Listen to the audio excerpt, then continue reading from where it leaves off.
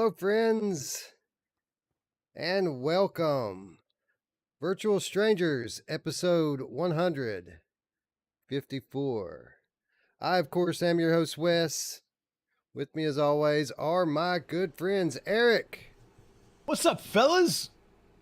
What is up, Eric? And, of course, as always, my good friend, Ruuts. Ruuts, I know it's only been a week, brother, but it seems like it has been a year. Good to see you. Yeah, it's been a weird time, man. Time feels weird in general, but yeah, this last week it seems like feel like I haven't seen you or Eric forever. You know what I mean? Like, and it's only been 1 week, but man, what a good week it's been, right? Yeah, man, busy week. Happy to have you with us, Eric. I mean, you literally just touched down a couple hours ago, right? Coming back home from Santa Clara, California, Augmented World Expo. Good times, huh? Oh yeah, man. I literally got home at like 12:30 Eastern time, or almost 1 o'clock Eastern time. Had time to visit a little bit, get some sleep, and jump back up and do this again. But yeah, I mean, it was an amazing week, and I think I was telling you in Discord earlier, as amazing as a week as it was in Santa Clara, which I think we're going to talk about later. It was the Sony announcement that had me almost as excited as anything else I saw there, which is it's something to say, right? I mean, I'm in a place filled with amazing technology, and as I'm as excited for PlayStation VR 2 and the games that I saw on Thursday that I was for almost anything I saw at the show. But yeah, Yeah, you know what was I weird think. though? I was just gonna say, you know what was weird? I was an hour away from Roots all night last night, and I just want to say thank you for keeping me company last night because I was stuck in an airport in Denver for 7 hours. Wes, I had a 7 hour layover from 11 p.m. midnight Denver time until 6 o'clock in the morning, and Roots and D and Roots's chat uh, kept me going in the airport. So thank you, man. Yeah, no problem. I feel bad because I couldn't stay up later than I did because I was getting tired. Although part of me wanted to jump in my car and drive down. If it wasn't for the spectacle of security of airports and all, I guess you'd have to come through. It wouldn't be something I had to deal with, but I would have been down there just hang out, and meet Eric Masher in person. Right? How crazy! Yeah, it's Yeah, kind that of would have been crazy. fun. You guys were in that close of proximity to one another. Um, yeah, and that it didn't happen. Maybe next time, huh? Troy Gillis tried to make it happen. He was like, "Mash, we'll pick Roots up. We'll go down. We'll meet you." And Mash was, this is the way Mash is. He's like, "Dude, it's midnight." You know, he kept talking, as I was telling him that too. Like I was telling him a month ago or 6 weeks ago that I would go, and because it was going to be during the day, we were going to hang out and stuff. And then as everything changed, then it was at midnight, right, 11 to 6 a.m. And Mash is like, "Nah, dude, I can't do that to you." But then I should have just done it. Like I missed my chance, bro. Maybe. We're gonna do it in the fall. I'm gonna spend a couple days in Denver on my way to PAX in the fall, and we're gonna. There's a lot of people in Denver, man. There's a lot of Colorado in general. I just didn't say Denver, but Colorado. There's a lot of our cool community, man. So I think I'm gonna spend a day or two there and just kind of hook up and meet everybody. Yeah. You're gonna have to give Eric some proper Colorado time, Roots. That's right. I don't know if I could convince Eric to. Maybe it would. I'm sure his wife, maybe, because I think she's had gummies every once in a while. But Maybe. but a lot of times it's just you're in a state that's not legal, and so you just don't feel right. You know what I mean? So you go to a place where it's legal, and it's like, okay, I can do it, and so maybe he would be cool. Anyways, Eric, give me a quick letter grade for the show. Now, take of course, take all the social aspect out of it. So let's look at it in a bubble. There's no other VR content creators there. There's no industry people that you're talking with. Just in terms of the tech and what you have seen, how did this show stack up to the others that you've experienced this year? If we're just going to talk virtual reality, augmented reality, MR, AR, XR, whatever you want to call it, this was by far the best show. This show is only for us. I mean, it's only that. I mean, CES is its own whole big monster because there is just so much technology there, and I'm not interested. I mean, I love virtual reality, and this is what I built my life upon. But I love all technology. I think just like you guys do. I mean, so if you're interested in cameras and you're interested in, TVs and displays and, environmental technology and things like that, CES is a playground because there's so much stuff there. There's vehicles, and there's flat gaming, and there's VR, and there's haptics. There's everything there, but it's just not for us in our area, the VR AR area. Is not It's not as much. It's a small part of a big whole. GDC, it's a developers conference, you know what I mean? And then even PAX and things like that, those are all gaming conferences. If you're looking for a pure expo, this thing is crazy. I've never seen anything like this for our exact, um, little bubble of interest. So yeah, for me, this was the best show I've done. Taking all take all the other social aspect out of it, or like you said, take all that out of it, just for the pure technology and what's available for me to see and touch and do on the show floor or the expo floor. This is by far the best. You know who else has a big hole, Eric? My mom! She's getting bigger every day. Yes, she is. We have a couple in the chat here coming through with some early donations. Waleed is now a Gamecat, specifically a White Tiger. Says, "Hey guys, happy to see you all." We're happy to see you too, Waleed, and happy to see the everyone that's turned out in chat here. We've got some familiar faces, some not so familiar faces, and I'm looking forward to saying hello to everyone in just a moment. But we very much appreciate the donation, friend. Thank you. I just I can say, because I know his name, Waleed Saeed Faridi. I've heard Brian say that so many times. I just like to say it. There you go. Carl Parker also coming through with a couple bucks, says, "What's the intro game with the Northern Lights?" So if you guys weren't paying attention, we do a long intro by industry standards. Everyone on YouTube's trying to make their videos less than 10 minutes, and our intro's like 2-3 minutes. But we try to pack as much VR goodness in there as we can. And the specific scene that you're talking about, Carl, I captured from Asgard's Wrath, the Oculus Rift exclusive Asgard's Wrath. Beautiful game, and a lot of beautiful scenery in that game. I probably captured an hour of footage from that game. And we probably have 3 or 4 different scenes through the intro that's from Asgard's Wrath. Yeah, it's a good game. Good game to capture some shit from, right? Yeah. A lot Yeah, of good for stuff in sure. there. Anyway, Eric, so you're saying that this is the most impressive tech event that you've been to this year. But I mean, what bad luck to have what you have said numerous times was probably the best in show be actually the first thing that you saw before the show even started. You were checking out the Vario 3, right? Yeah. The XR3, the Vario XR3 was still, even, all the way to the last day, I was trying stuff. And there was some stuff that completely wowed me, like the haptics, uh, feedback gloves, the force feedback gloves. That's the first time I've had a chance to try them. They were crazy. They were so good, but the Vario XR3 it's just such a good show stealer. Some of the screens were really good too. Sony was there with their spatial light field technology, and I would say, if I was going to talk about, if we tried to wrap up that awe, and I would just focus on that. Light field technology was super, focused here. There was a lot of companies. There was Sony. There was another company called Looking Glass Factory, and Leia were the three, whether you call them holograms or they call them, light field technology.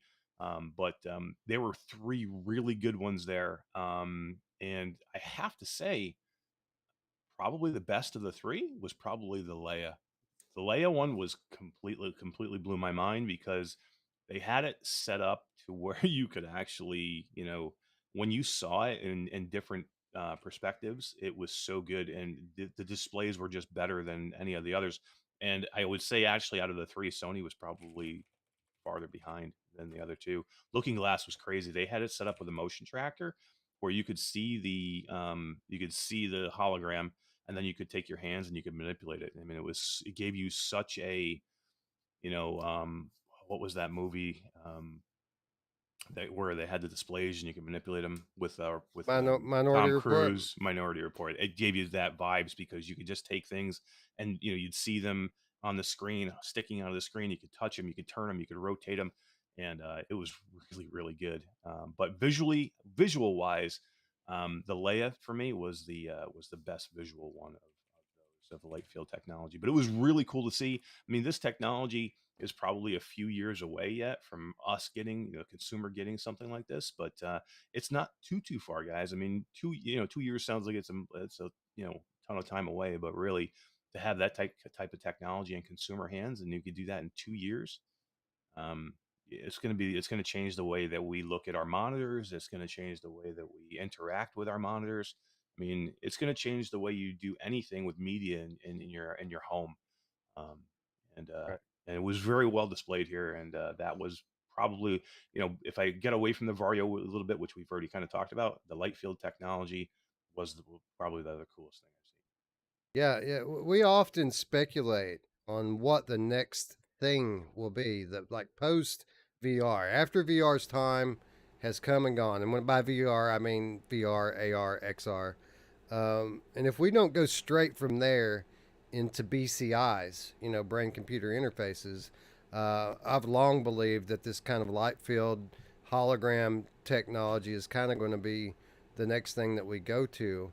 Um, but I mean, it could. I mean, it's most likely what's going to happen is it's going to kind of coincide with XR's time. That they're probably going to converge and mature at about the same time, and the light field is going to serve as a way for people with more conventional style devices to access metaverse content. Right?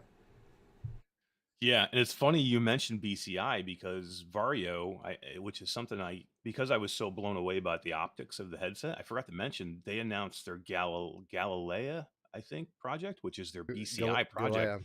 Yeah, and they show the Galea, and they show it on the back of the headset. I got a chance. They didn't have it to where you could do anything with it yet, but they kind of like told me some information about it. They showed me what it's going to look like. They showed me how it's going to fit onto the back of the headset. So yeah, it's funny that you just mentioned the BCI because um, it's fucking real, man. It's there, and they're Oh, it's working on it, and it's like it's crazy. Yeah, the Galea actually is something that's being built by a third party company. It is, Valve yes. also work. Yeah, these are the same people that Valve's working with. So it's serious stuff. This is what Gaiman's passionate about right now. So if that's the case, this man who has the most money, he has all the money in the world. So you know that they're going heavy into this kind of BCI interfaces on VR headsets, right?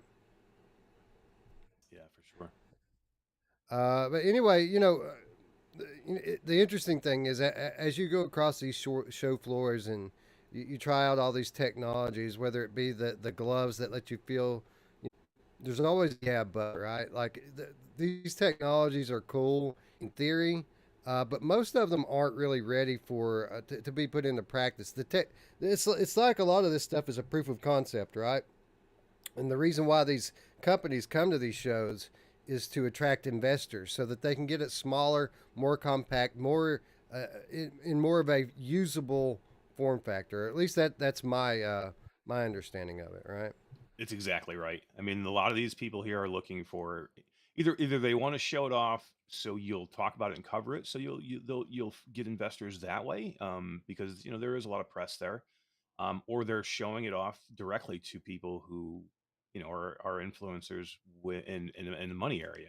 Forget about media influencers; they want influencers that are in the money part of the influencers. Now there are companies out there that don't need any of that at all, and they're just there to show off their stuff. But yeah, exactly right. I mean, these a lot of these companies need, they want funding to continue to do what they're doing, or they want to show you, what is coming to give you an idea to keep your mind in, you know, keep your mind in Vario, or keep your mind in Hapdex, or keep your mind in whatever company it might be. And there's a ton of small ones too, guys. So I've gone through like, all the big names, Hapdex and OO and B Haptics and Sony, and even Leia is a fairly big company. But for every one of those, there's 20 other smaller ones that have smaller booths. They're just four guys or three guys or two guys trying to keep themselves going, and those are the ones that this really benefits because they do need that funding. So it's just cool. There's a place for this to keep that stuff alive. Because you're right, because probably half of what we saw here or what I saw here will be gone next year, right? And another new ones will fill their spot. So, as many success stories as we see, there's that many failures, and that's just a part of technology. There's way more failures than there are successes, unfortunately. But that's how you progress, and that's how you proceed. And I was talking to one of these smaller manufacturers. He said this was his 8th startup company, and he was really excited about this one. Of course, you're always excited about whatever one you're in currently. But he said, he took everything he needed to from those other 8 failures to build themselves as to where they are today. So a lot of times they understand that you are going to fail way more than you succeed. And that's why, my message coming out of this, I tweeted it out. Let's go out and change the world, because that's what these guys are doing, man. A lot of these smaller guys, even the big companies, yeah, they're doing it with a lot of money. A lot of these smaller guys, they're looking to change the world with this shit. And it's definitely inspiring. Yeah, for sure. And the good thing is with the way money's flowing into the XR space these days, and as quickly as the technology advances, I mean, a lot of the market doesn't make mistakes, and the concepts that are truly useful and make sense are going to be are going to succeed, and the ones that aren't are going to get weeded out. I remember just a few years ago that the first iteration of the Vario had a lot of yeah buts attached to it, right? Now here we are on the third iteration, and it's literally the most amazing thing that you've ever seen, right? Yeah, I mean, it's got me wearing their shirt today because I'm so excited. I was just so excited about it. I mean, Vario is my new one that I'm rooting for the most. I think just because I've seen the most out of it. So yeah, it's amazing how even like a company like Magic Leap. I mean, how many times have we seen Magic Leap almost go to come back from the ashes? Like they fail, and everybody's like, they're just not good anymore. They're not good enough. They came back with a force this week, and they were one of the hits of the show. And actually, I think they won an Augie Award, which is awards that they present at Awe, for best in show or something like that, or best of the show. So yeah, I mean, companies, that seemingly almost are completely dead just turn themselves right around, and now they're some of the best in the market. Yeah, but with how Yeah, much it's funny money, how how much money infused in that time frame, is it like these Exactly. companies can get themselves up and then they start to fall down, and a bunch of people flood a bunch of money in, and then they look like they're going up again? I'm skeptical of a lot of these things for exactly what you said. This guy's on his 8th startup. Well, what about the 7 before it that didn't make it? Assumingly they didn't make it, and I'm not knocking it, because at some point that's how you make it. You keep pushing and pushing until finally it breaks through. I don't want to be that number 7 before number 8. That's where I'm always reluctant to put my money into anything for this reason, because there's so many startups, and so many startups don't make it, right? But it sounds like this one is the one that's going to make it. Yeah, that's why you got to really do your homework before you put your money on anything. Know what kind of alliances that these smaller startups have made. That's really when you want to invest. When you know that these smaller startups have made a partnership with some larger hardware manufacturer or something like this. Having advanced foreknowledge of these types of deals, that's how you make money in the tech space through investment. Yeah, I mean, we've all Anyway, been down there, right? I mean, I've lost money on a Kickstarter. Have you guys? I know you, Wes. Didn't you lose money on some type of Kickstarter? Or you had to no, wait forever for something? Or you had to, what was it? I Was had the to VR wait for. ears you waited forever for? That's it. I waited a very, very long time. I'm still waiting on Lo-Fi, by the way, too. Yeah, Blair. right. That's the only one I've done. Lo-fi. Right. Yeah, we I, lost our I'm money not. on that one. I don't know. I mean, I think I'm more interested in lawn now than I am lo-fi. Ooh, fighting words. Yeah, kind of. I mean, That's got me we can excited. get into that. Yeah. I'm excited for both of them. They're both going to be very different experiences. Although I would say that one of them is a game and one of them is probably going to be more of an experience. But that's another story for another day. We have PSVR 2 stuff to talk about today, and I can't wait to get in. I've been chomping at the bit for almost a week now to dive back into this and really, analyze what we saw this past Thursday on Sony's summer edition of their State of Play. I can't wait to get into it, but before we do that, let's start the way we always do by saying hello to our friends in chat. Sergeant Frosty is here. What's up, friend? And Hack is here with a couple of Frosty mugs of his own. Hello, Hack. Go Tech Yourself is in the house. What's up, friend? Onakazi, Ray Delator, Zaylin Maru, all here. Hello, friends. Paradise Decay says, you know who else is waiting for some lo-fi action? My mom! Yeah. That's true. That's true. Immerse Robot in the house. What's up, Gary? Apj, I don't know how. I never know how to pronounce it. But the person known as AAPJE is here. What's up, friend?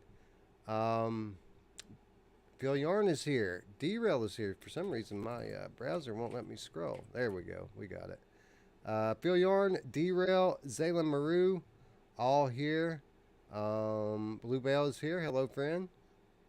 Let's see who else is on up in this. All you are is history. Mr. Tasselhoff. Hello, friends. Mepper. What's up, Mepper? Shelby, hello.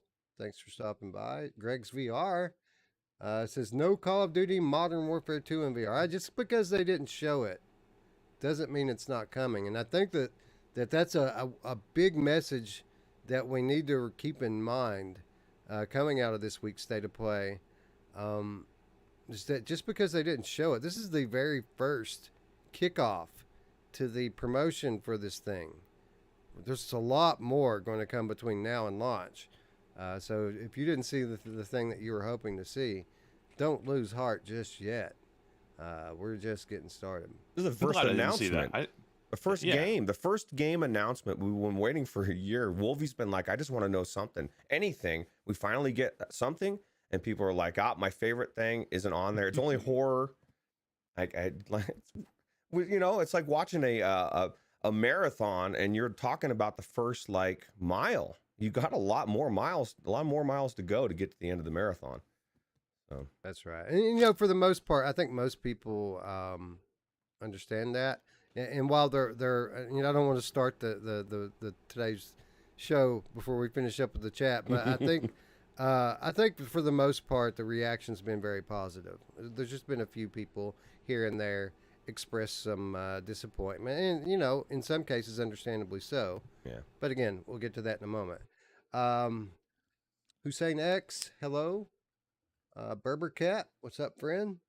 The scalable light field displays are exciting, mainly because I want holographic TV by the time is coffin o'clock.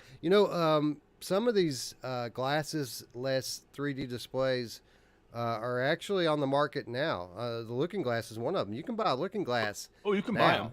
Oh, you can do it. Yeah. It's just expensive. Now, the Leia is the only one that's really not feasible yet, because they're talking.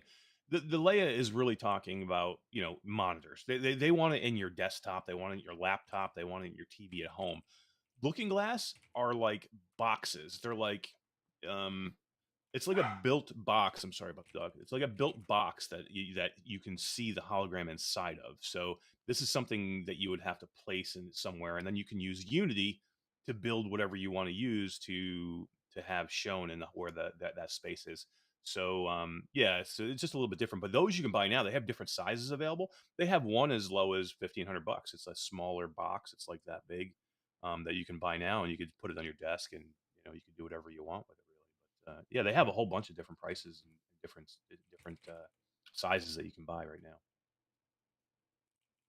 Alex VR in the chat. Hello, Alex. Good to see you. Good to see you guys making it back healthy. Isn't it amazing that Mash goes off to these things? He always comes back sick. But the first time he goes to one where there aren't any filthy outsiders, it's all good, clean, wholesome VR people, Eric comes back perfectly healthy. Yeah.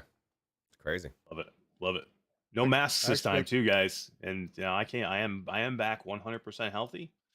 No masks on the plane anymore. No masks inside the venues. No, it was like, hey, we recommend, but we didn't make you.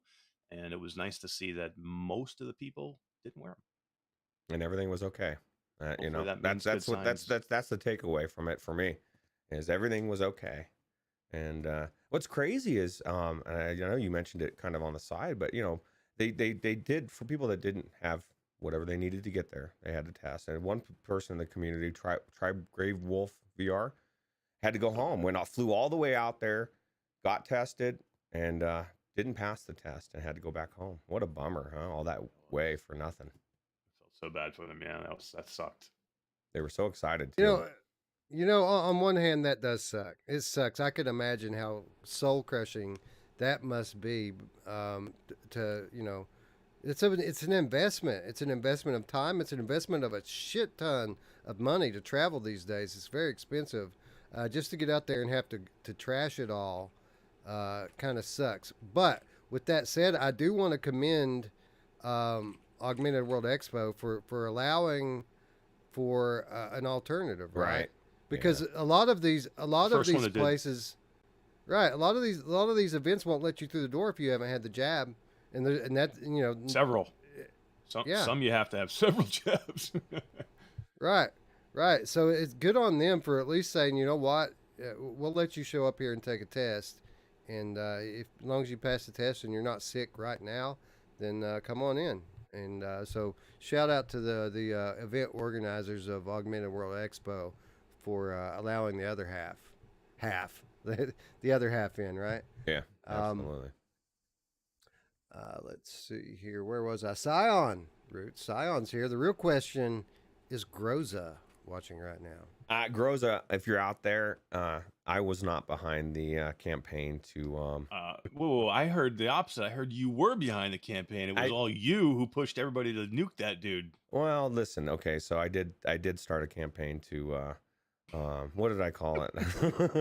Nuke Groza? Well, Operation Trigger Groza, because I guess when he loses, because he's so good, he freaks out.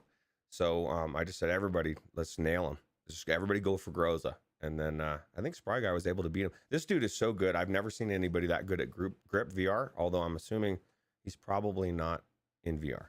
But it was it was cool.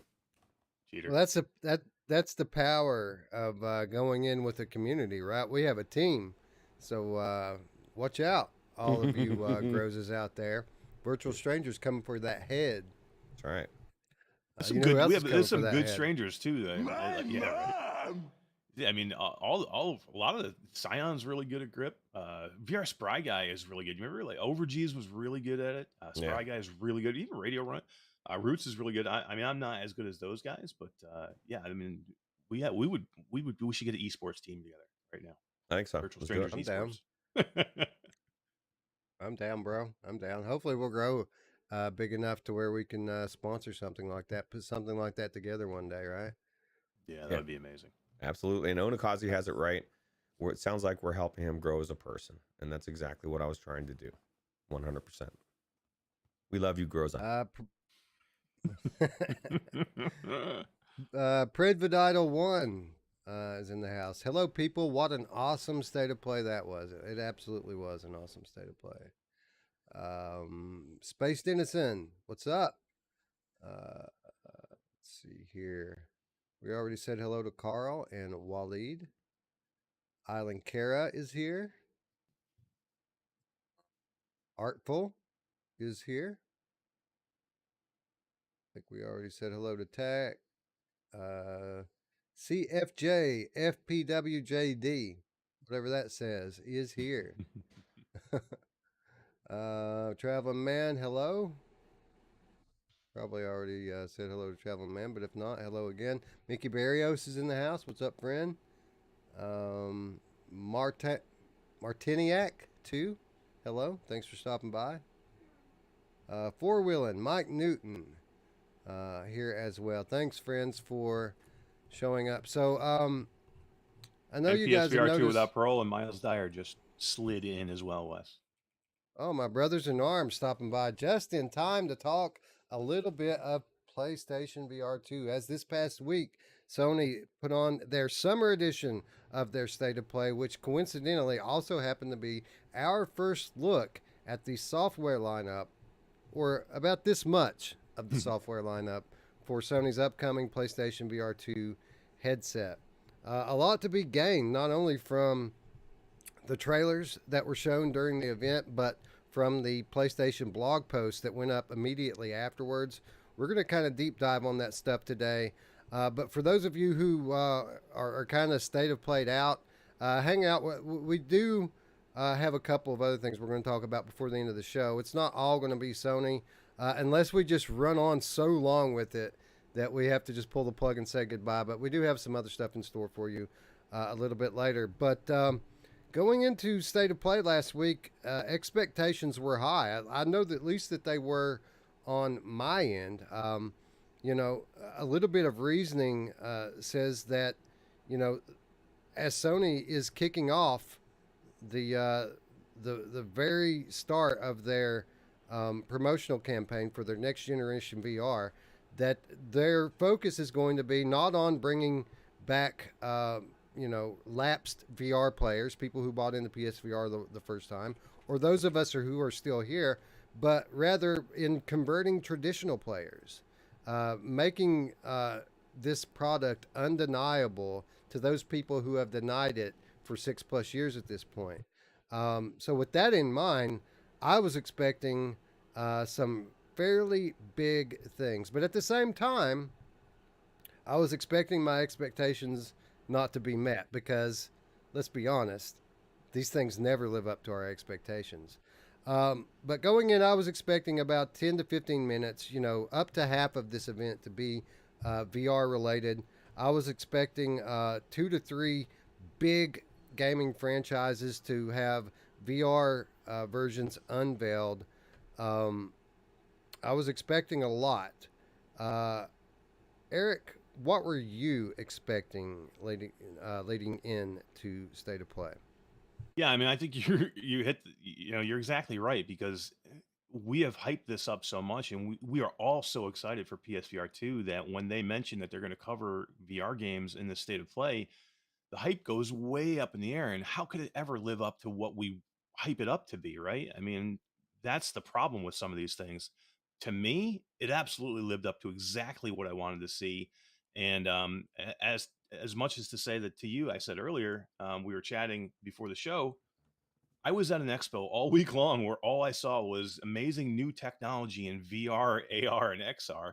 And I saw some of the most amazing things in the world.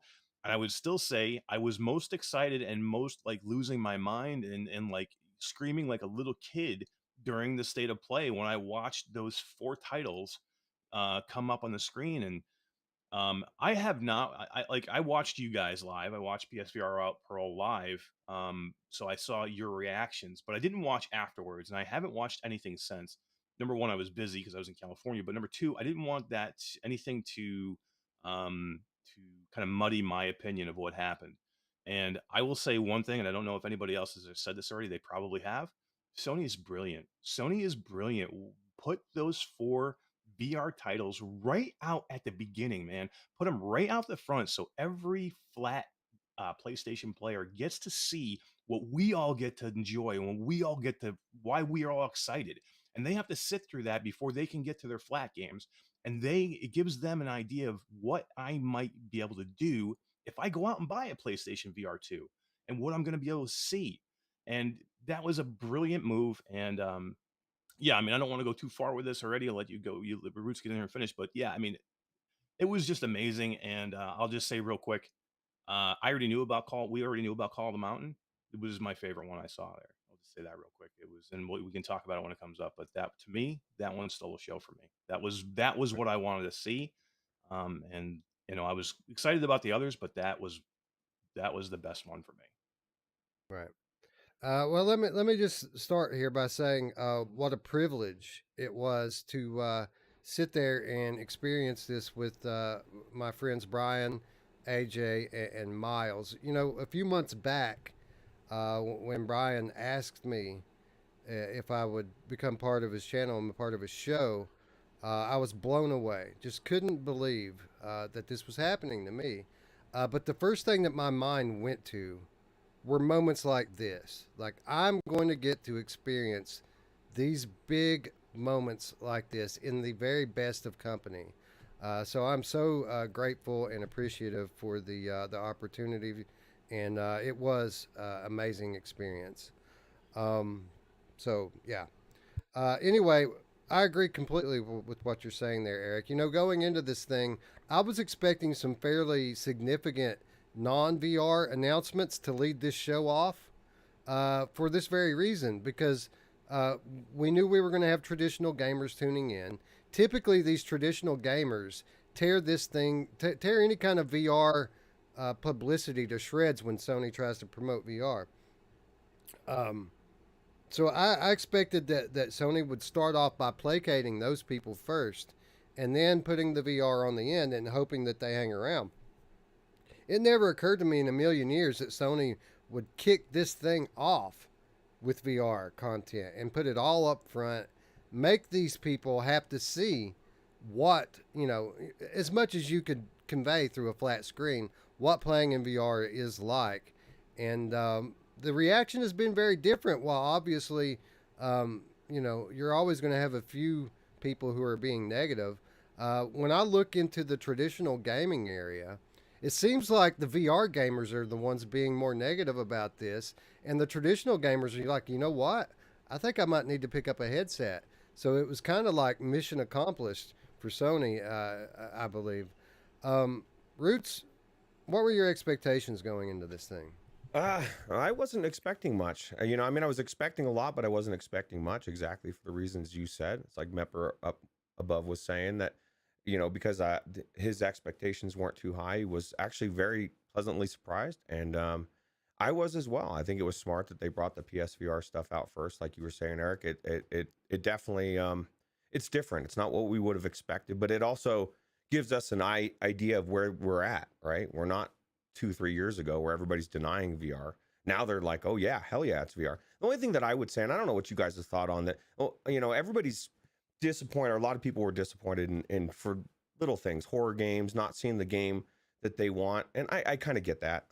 And we've already kind of addressed that. It's understandable. But what I don't get is I'm not seeing too many people saying what I'm concerned about, and maybe it's a phenomenal 3 to 4 hour Horizon experience. Maybe it's not even an experience. Somebody in the chat, I think it was PD, saying he's looking at it, he's analyzing the video, and it's looking more like not an open world. It's like a rush of blood, and which could be amazing. Don't get me wrong. And then GT was saying, you know, it looks to 3 to 4 hours.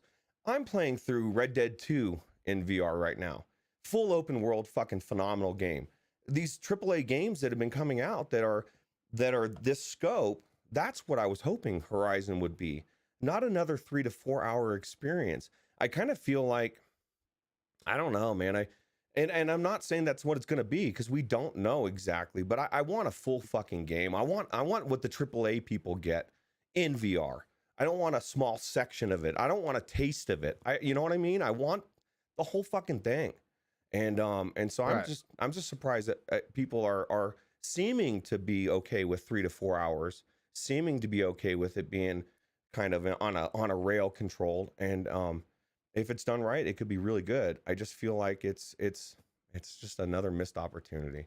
What hit it for me though was it wasn't even it was what we saw of the gameplay. Like that was what hit it for me. I mean, you saw movement, you saw shooting with an arrow, you saw your hand, you saw movement in combat. You saw these huge, the huge mob thing that you had to kill. I mean, these things we did not see before. Basically, we saw a raft before. You know what I mean? And there was so many people up in the, we're like, what is this? I mean, what are we looking at? This basically just gave you a small tease, and Sony's so good at this. They gave you enough to get you excited about it.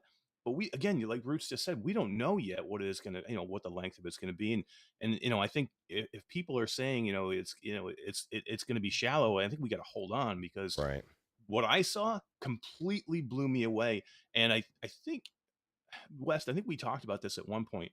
The visuals on that game, from what it was originally, what they showed at CES to what they showed in that PlayStation State of Play, was were completely different.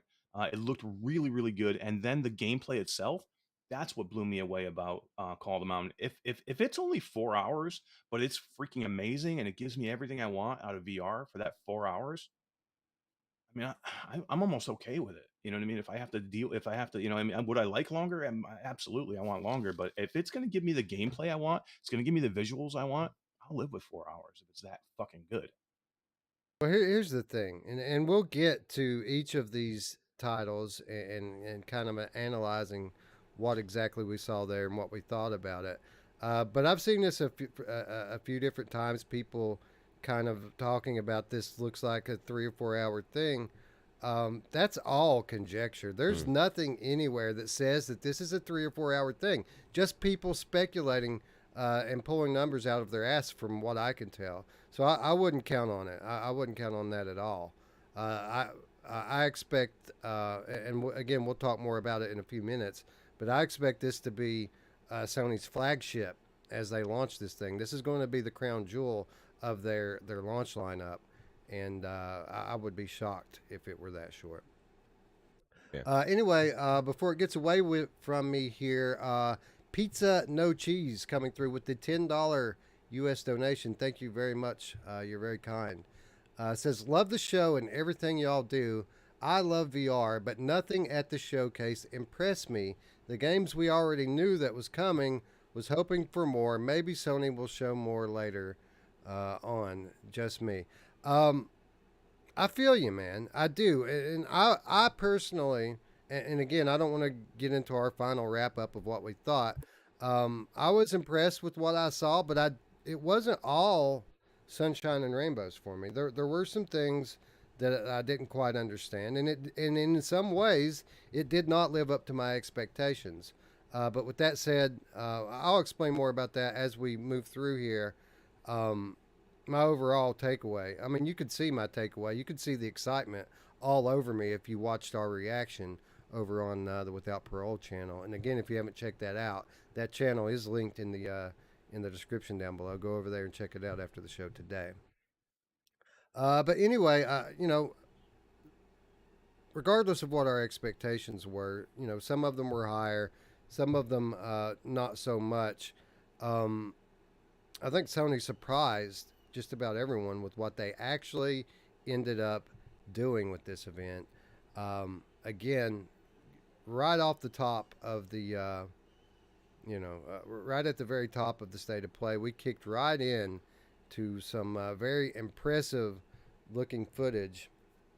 And I think that's where we probably should start.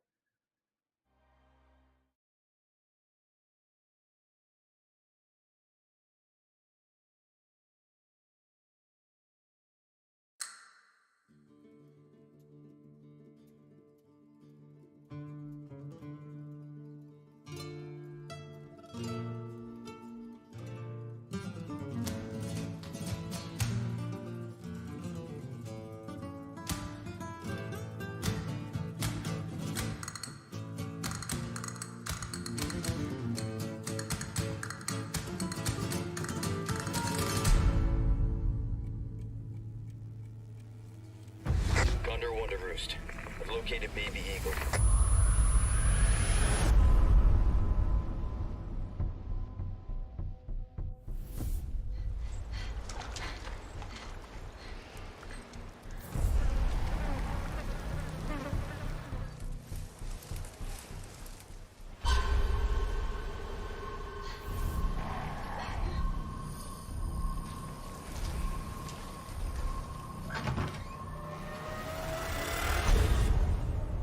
Guess you, me, picked the wrong spot to vacation, eh?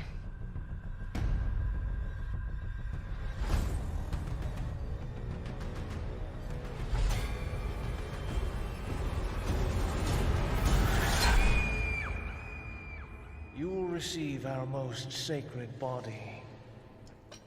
It begins now.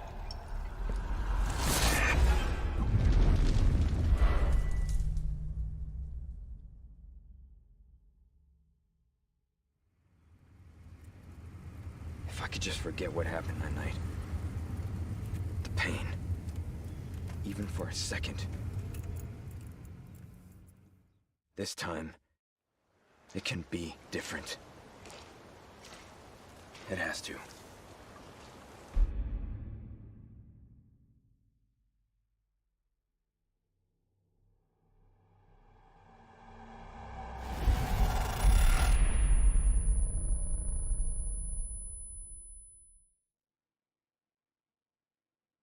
All right, so that's how we kicked off State of Play, and just right off the top, Ruuts. What a beautiful game this looks like it's turning out to be. Yeah, I want to play it in VR. It looks so beautiful. What I'm looking forward to the most of this is all the jank that we couldn't stand. That, of course, in VR it was different, but all those little things, that the ladder and having everything updated, right, and just being able to see this game in such an amazing engine is awesome.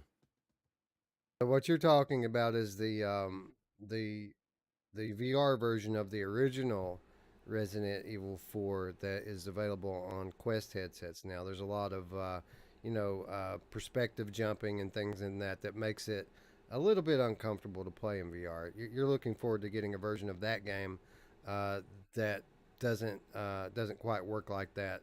Doesn't make any compromises and is full-fledged VR. Yeah, even if it's and obviously this is a flat thing, but I mean, why would it not come to VR eventually, right? I don't know if they announced that it was as well, but I thought it was just, as far as we know, right, flat right now. Well, content, right? Well, We don't. Well, that's kind of the caveat, right? At the very end, you could see they put a little disclaimer at the end that there is PlayStation VR 2 content in development. And it's that word content that's kind of been the yeah but. That's the yeah but about this one.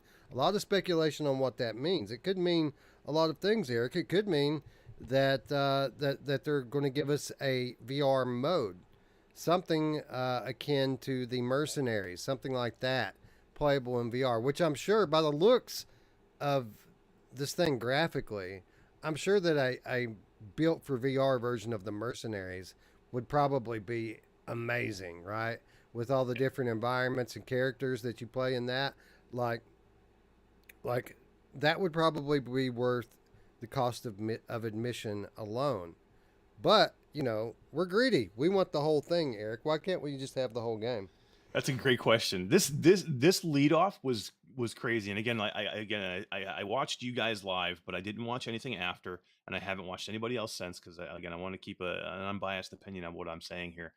Did anybody else get the feeling that that a date in the beginning was going to be the date of the headset launch, and all of a sudden it came the game? Like you saw that date come up first, and I was watching it, and I'm like, holy crap, there's going to be the date of the headset, and then they went into the game itself, and then number two, you think this is like leading off with RE4 that looks so fucking good, is a smack in the face to Meta and what they did with RE4 and how they launched that last time, because it just seems like Sony likes to poke a little bit, don't they? They do these things sometimes.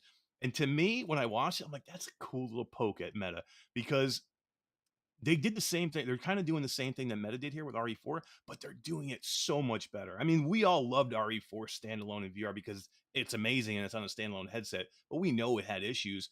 This looks nothing like that, right? I mean, this looks like a full-blown VR, crazy looking. It looks so good that I'm telling you right now, if there's not full content in VR, I will be playing this game flat. If I cannot play the whole game in VR, that looked so good. I'll play this again on my fourth platform, probably, to complete it, because I love RE4 that much and it looked so goddamn good. But yeah, I mean, what it means, I don't know. Again, we don't know these things. This is all conjecture, but I mean, just that they and in development, you know what I mean? I know that's another weird statement too. Is that it doesn't say, it doesn't say, our PSVR 2 content coming. It says PSVR content, or in development, which is a different language term in there too, which I thought was weird. I don't know. What did you guys think? That's not too strange. That's a fairly common terminology, and it's something that if you read through these articles, you'll see. I mean, they even say that the VR headset itself is still in development. So, I mean, I wouldn't read too much into that. But yeah, but it could be that they were trying to poke at Meta and kind of tease something is coming. You know, AJ during our reaction speculated that maybe the reason why they're wording it like that is because there's some legal ambiguity around Resident Evil 4 VR right now. That there could be exclusivity with the Meta owning that content for up to a year, right, or the rights to it. While this is obviously a different game, very clearly from that trailer, you can tell this is a very different game. It could be their way of kind of avoiding legal issues with Facebook and with Meta, and pushing right up to that line, right? Just nudging right up against it, because I'm sure you've noticed I'm not reading this article. The reason I'm not reading this article is because there's no mention of VR anywhere in this article, or at least there wasn't on my first read through. Maybe they've changed it, or maybe I missed it, but I didn't see any mention of VR in this article. In fact, the trailer that you just watched, we had to pull from IGN, because if you pull this very same trailer from PlayStation, the part about VR content at the end, it's not there at all. Like, I didn't even know it's that. like, That's interesting. It's like they erased it. Sony's not talking about VR for this game. They're not showing it in the trailer. It's like they never even did it, right? It's like they never even mentioned it. They're ghosting it, which could lend some credence to what AJ was speculating. Maybe that was them just jabbing Meta. We said it last year, like when Meta came out with that partnership with Capcom. It was kind of like them saying, "Hey Sony, look, I'm in bed with your girl." I think Sony might just be punching back a little bit here, and being very, very deliberate about just how far they push that line. Because let's be honest, Ruuts, if this were to be like the Mercenaries, like an updated, remade version of the Mercenaries in VR, well, what we know about the Mercenaries is it has all the character models in it. It's got most of the major maps in it. Like, they would be like 75% of the way to having the game done in VR, only to stop short and say no. That just doesn't make sense to me. No, especially when they're already doing 8 and they've, obviously done 7. And I think it's got to be a legal thing. I think that everything that you just lined out, even the fact that their trailer doesn't show it, that they've kind of scrubbed it, almost like they wanted it out there, but they didn't want it to stay out there. And it'll be interesting to see how it comes out. I'm like Eric. I'd love to play this game, even if it's flat. But I want the whole game. Again, I don't want a Mercenaries VR mode. And that was another word that did, because this is the thing, wording is everything most of the time. A lot of times that you read something and people will misread it and it said content, and people will say, well, dude, it clearly said content. It didn't say it was the full game. But it could be a misplay of words for a reason, to just like, to let people think. There's a lot of speculation going on now, right? This is what you want. You want people talking about it. What about if it's, you think there's any chance that it's they want this title for launch? Sorry about the dogs, guys, but they want this title for launch, but it's not ready yet fully, so they can patch together a quick Mercenaries mode, but they can continue to work on the game to have it ready to go, after launch sometime, maybe midsummer next year. Yeah, that would make more sense to me, and the reason why, because I don't see Capcom being down with having 2 Resident Evil titles at launch. Like, I just don't. It doesn't make any sense monetarily. Of course, all of us hardcores are going to buy both of them. But if you're trying to sell your games to the masses out there, it would make more sense to put 3 months, 6 months in between. So that very well could be the case as well, Eric. And this one could be the one that comes a little further down the line, as it is in development, as you so astutely pointed out. Anyway, it was a hell of a kickoff, right? It was such a beautiful game. The fact that they were showing VR content, or at least alluding to it right off the top, got all of us super pumped up and really set the stage for the kill shot, which came next.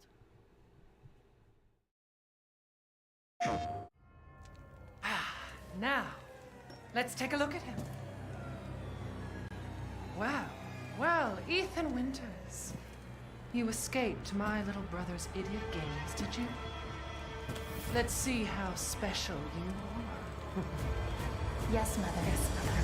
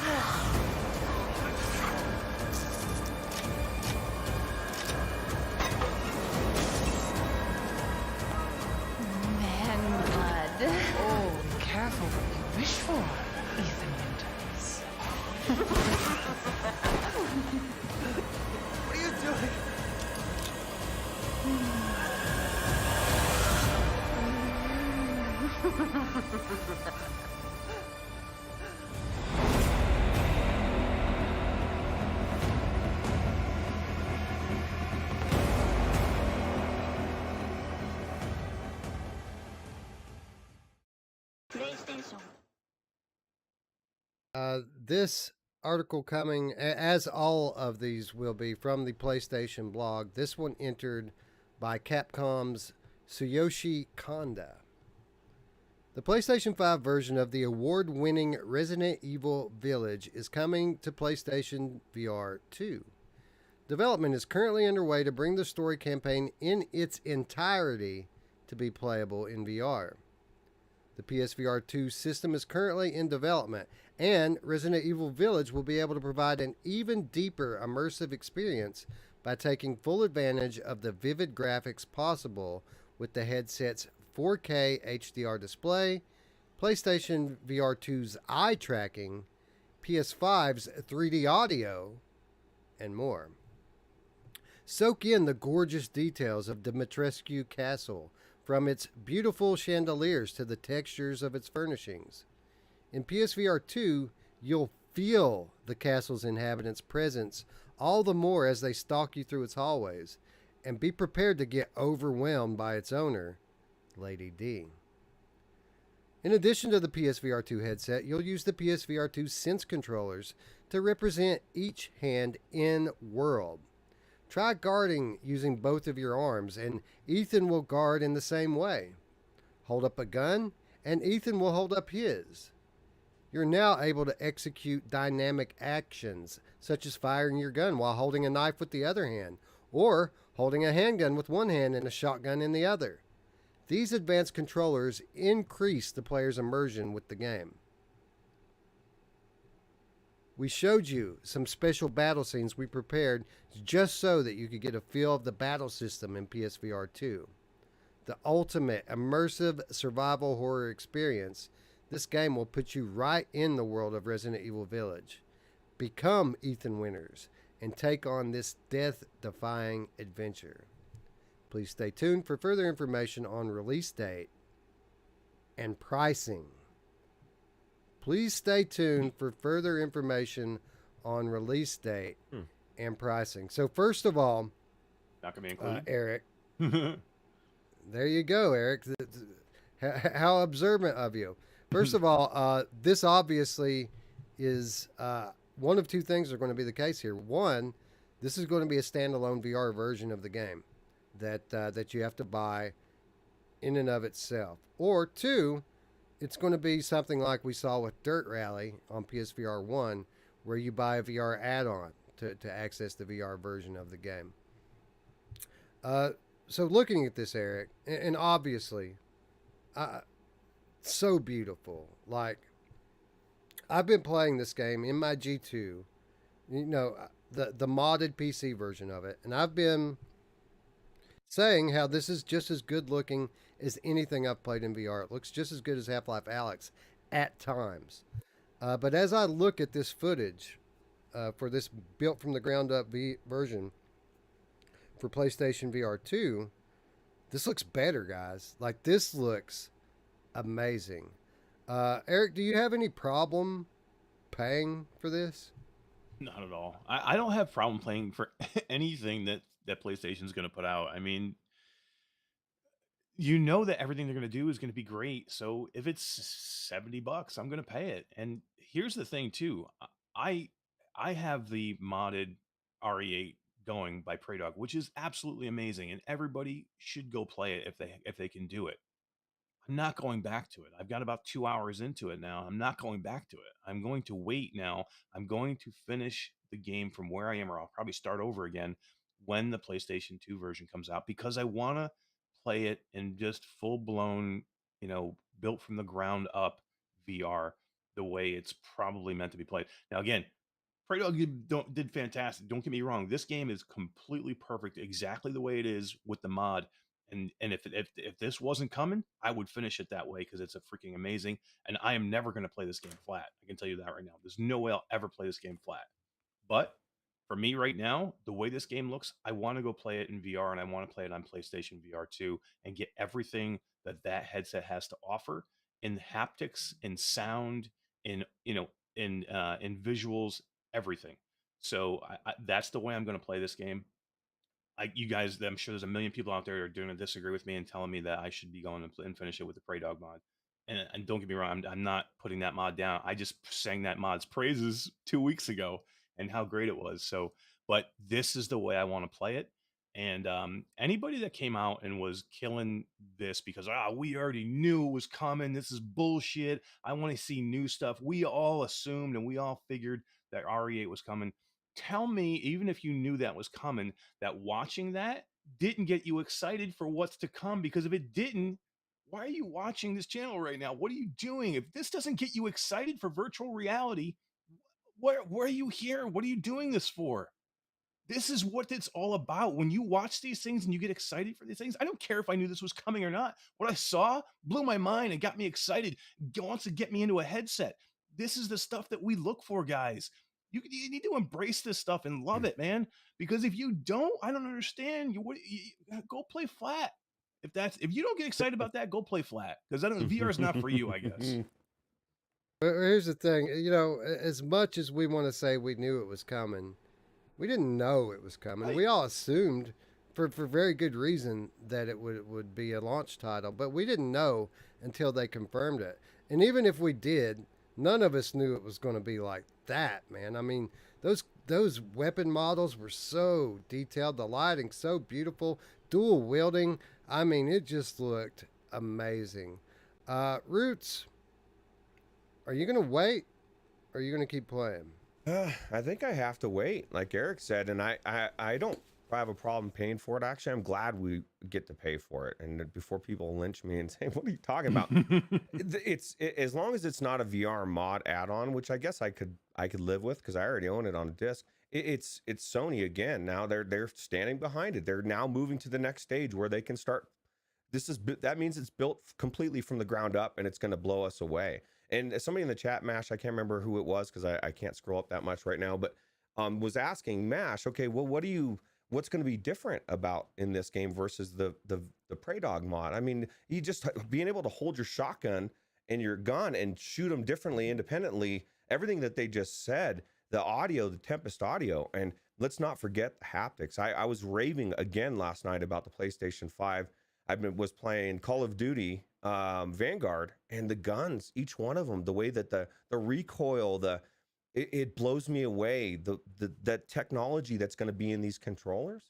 Like Wes started the article out here, the immersion, that's one more thing that's going to immerse us even further into this.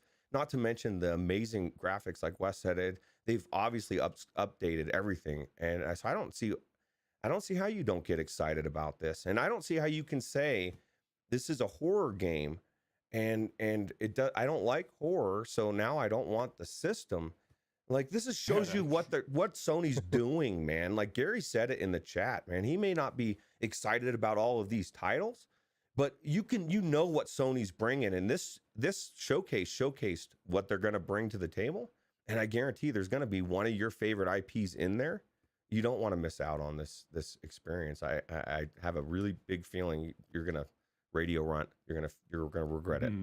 Yeah, and I don't know if there's going to be anything different. Don't get me wrong. I don't have any inside information. I don't know. It might be Prey Dog's mod might be just as good as whatever the PlayStation VR 2 is going to be able to do. But there's in my mind, there's a good chance that I know that I'm not going to get the same haptics. I'm not going to get the same visuals that I can get. I don't think Tempest audio. Yeah, the audio is going to be better. I'm pretty sure. And I just want to see it. I want to play it built for the ground up. And now that I know I can't convince myself to go play it the other way. And again, I just want to state, I love Prey Dog. What he does is amazing, and we've been singing mods praises all week long. But this is how I want to play game. I want to play them built for the ground. I want Sony to go hire Prey Dog and have him make games built from the ground up. Give him a budget. Give this guy money to make freaking amazing games, or somebody go hire this guy. We love these modders, but man, I want to see what they could do with some money behind them. You know what I mean? They're doing all this stuff on a shoestring budget. I want to see them do it right, built from the ground up. Yeah. I don't know if I can wait. Like I agree with everything you guys said. This version looks head and shoulders to be better than what I've been playing on my PCVR modded version. But the modded version is amazing, and I have been playing it. I am balls deep in this game, and I don't know if I can stop now. But with that said, I'm super excited because Capcom, specifically, the Capcom representative who wrote this blog post, pointed out everything that you want them to point out. We're going to use the haptics. We're going to use the 3D audio. We're going to use the eye tracking. Yeah. How many times have we talked about what an impact eye tracking can have on a horror game? Well, here they are saying we're going to use it. That's all very exciting. And again, just absolutely drop dead gorgeous visuals. Looks like Capcom is absolutely killing it by what we saw through these first two trailers. I can't wait. 2023 can't get here soon enough. The good thing is it'll probably be here in about 5 minutes, the way time flies these days. You know who doesn't want to stop when your ball's deep? My mom! Anyway, at this point in the showcase, so far so good, right? We're 5 minutes in, and two major titles announced, both with some sort of VR support. I mean, I don't think any of us expected it to be going this well at this point, this early on in the showcase.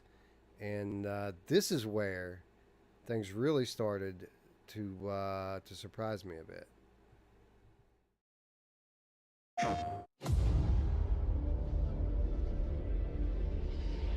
You, of all people, have the audacity to question me?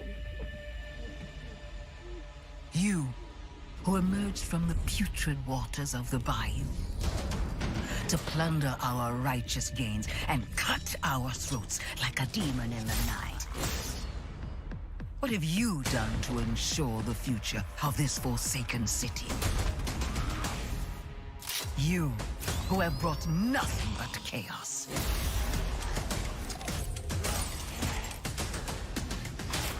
When death was swallowing this city whole, it was I who resurrected it. It was I who shined as a beacon of hope for all. The tower cries out for blood, and I vow to spill it. When the bells ring, the song they sing will be righteous.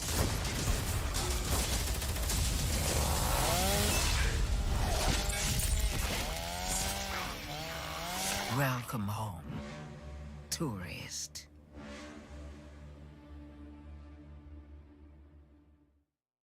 PlayStation. This from Skydance Interactive's Alexander Eden, the legendary SDI Alex.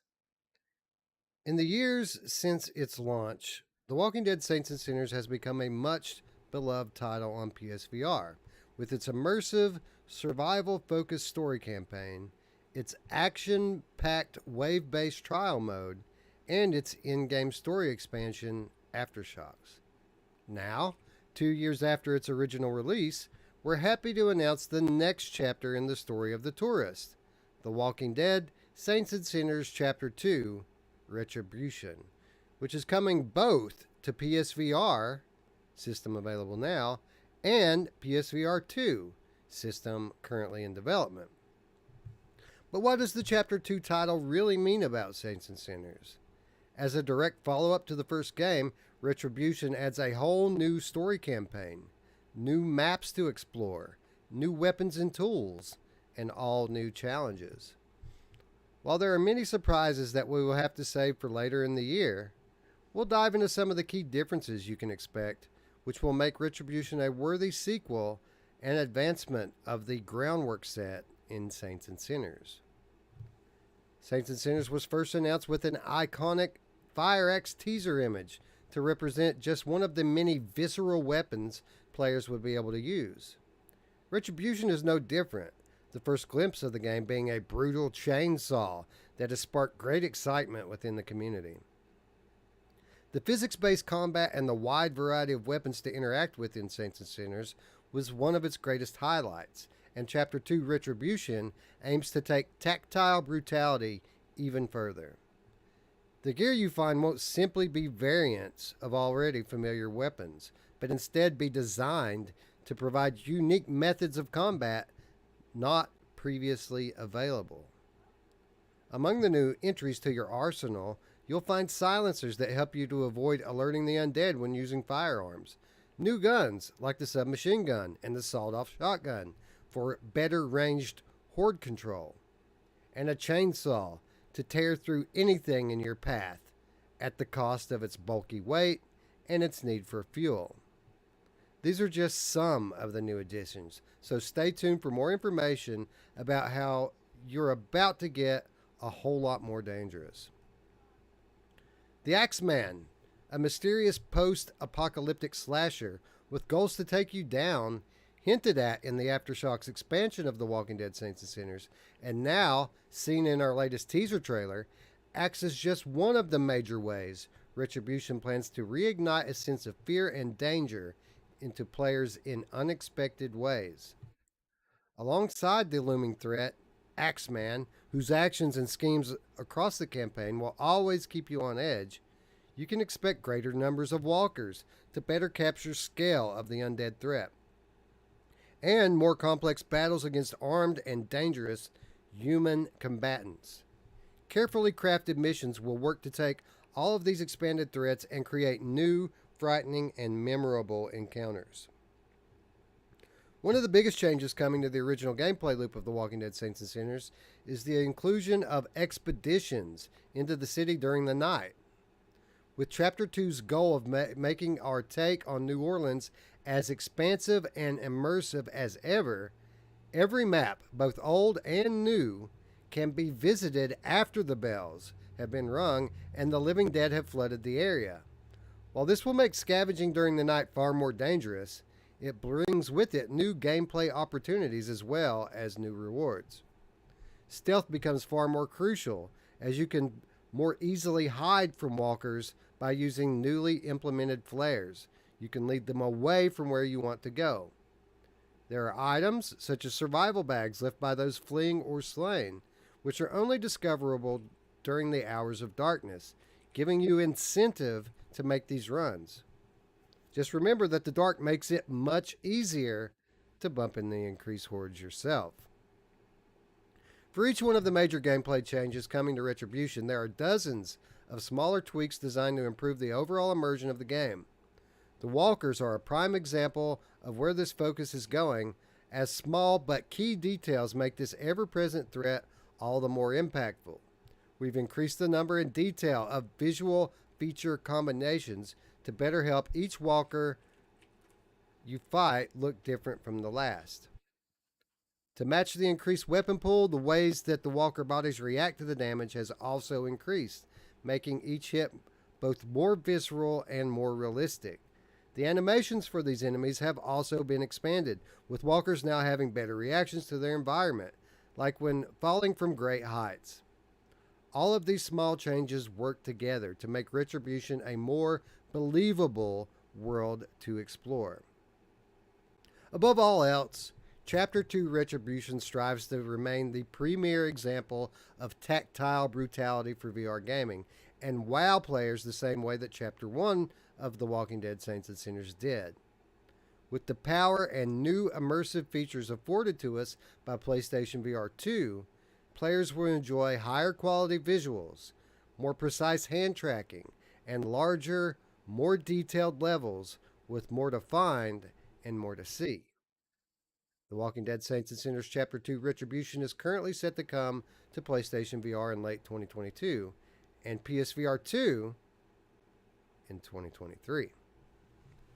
So, guys, a surprise here, a curveball, if you will. We were expecting all of the love that Sony put into this State of Play presentation to be directed at winning over traditional gamers. But right here, this is something that's squarely aimed at the VR audience. Ruuts, we've had the question now for months whether this follow-up to what is essentially the best game that we've ever seen in VR, whether it would be a true sequel or just a mere expansion to the original. So while, sure, this isn't something unexpected in terms of, this is something that we already knew we were getting, we learned a lot about this title during the State of Play.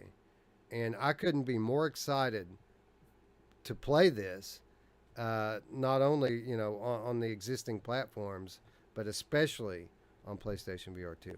Yeah, it has the possibility to be what we wanted. Any zombie game, this is the biggest thing, man. Like, being able to go out at night after the bells have rang, that like, I'm gonna do that on day one. I don't care if it's harder or not. Like, I want the chaos, the craziness, and it sounds like they changed all sorts of things, right? It is absolutely a sequel, 100%. I would say. Now, I would say it was kind of geared at VR people as well. I mean, flat gamers as well, even though it was directed more towards us, because these people, they know that Walking Dead, they know the IP, right?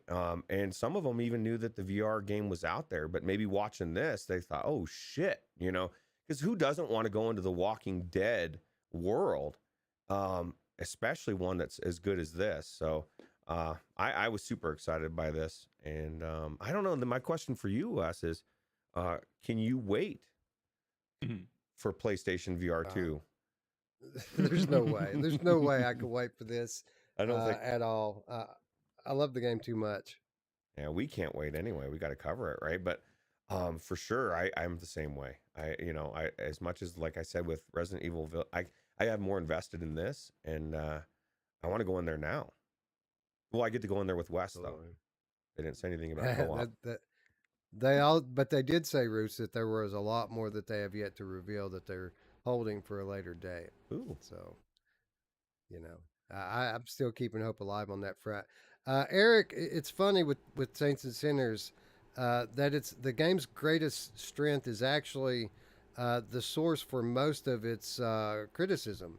This game, what makes it so special is the amount of depth to the gameplay. It's so multifaceted with what you can do with the variable story, with the map that you can visit and revisit, the way you can play at your own pace, the best in class physics that the game displays. This game is known for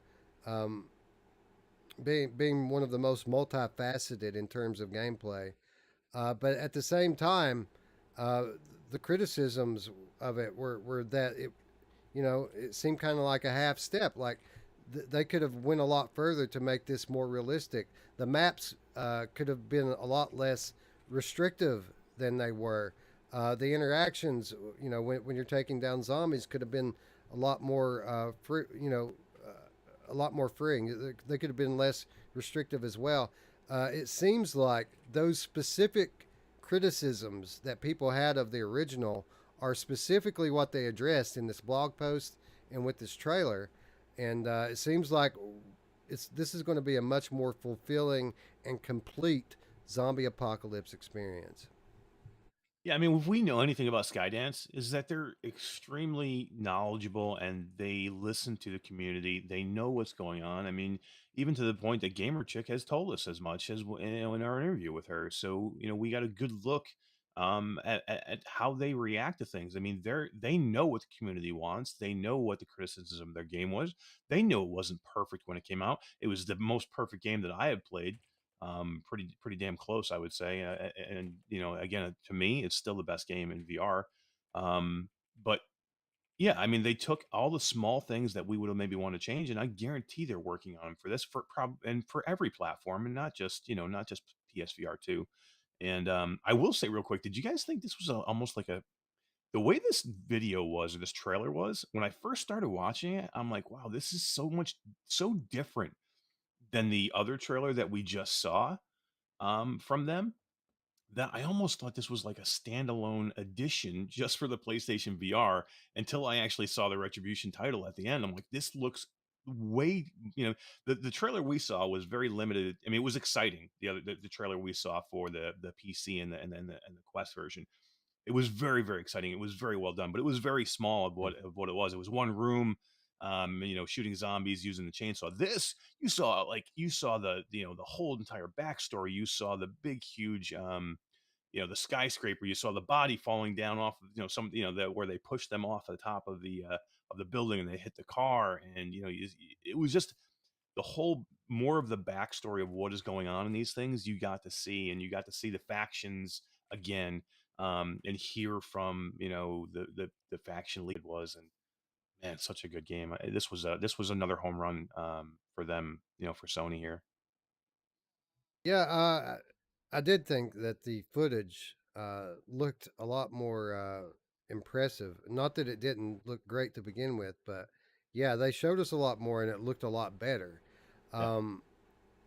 And not just in terms of visual, but you could tell that the scope of the game is going to be much bigger than we had assumed it would be originally. Like the whole drive of the original promo was that this Axeman was going to be this major protagonist that you're going to eventually have to face off with.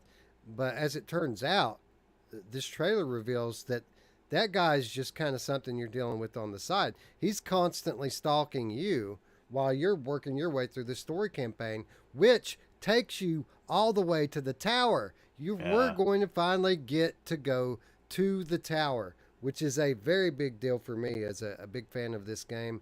I wanted to do that in the first one. And again, Ruuts, I think that Skydance knows that people were kind of upset that we didn't get to go take on the tower head on. We're going to go there, man, as long as we can get around the Axeman. Yeah, I'm excited, man. This is I'm like you. I don't think I could wait.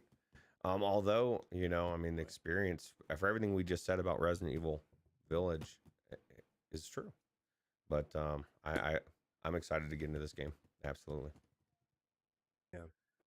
So, well, let me just ask you. Well, so while, yeah, a bit shocked that Sony would give us something during their state of play that we already knew was coming, that had already been announced, everyone already knew, and obviously we hadn't had a PSVR 2 announcement yet, but anyone who knows Skydance already knew that this would be coming to PSVR 2.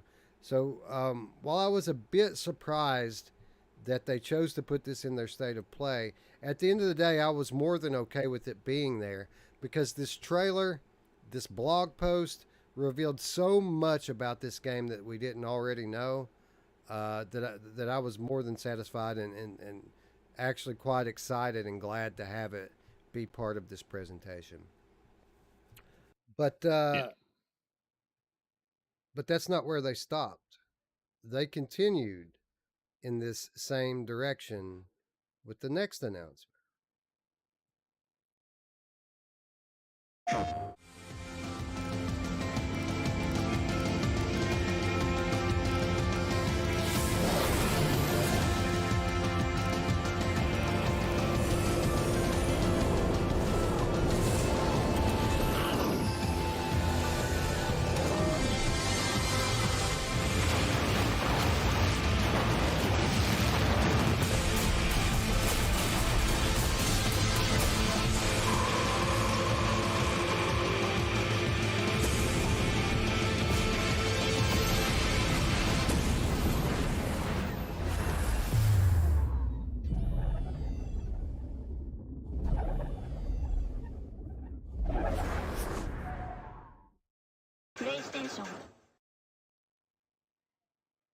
So here's where I kind of sat in disbelief a little bit.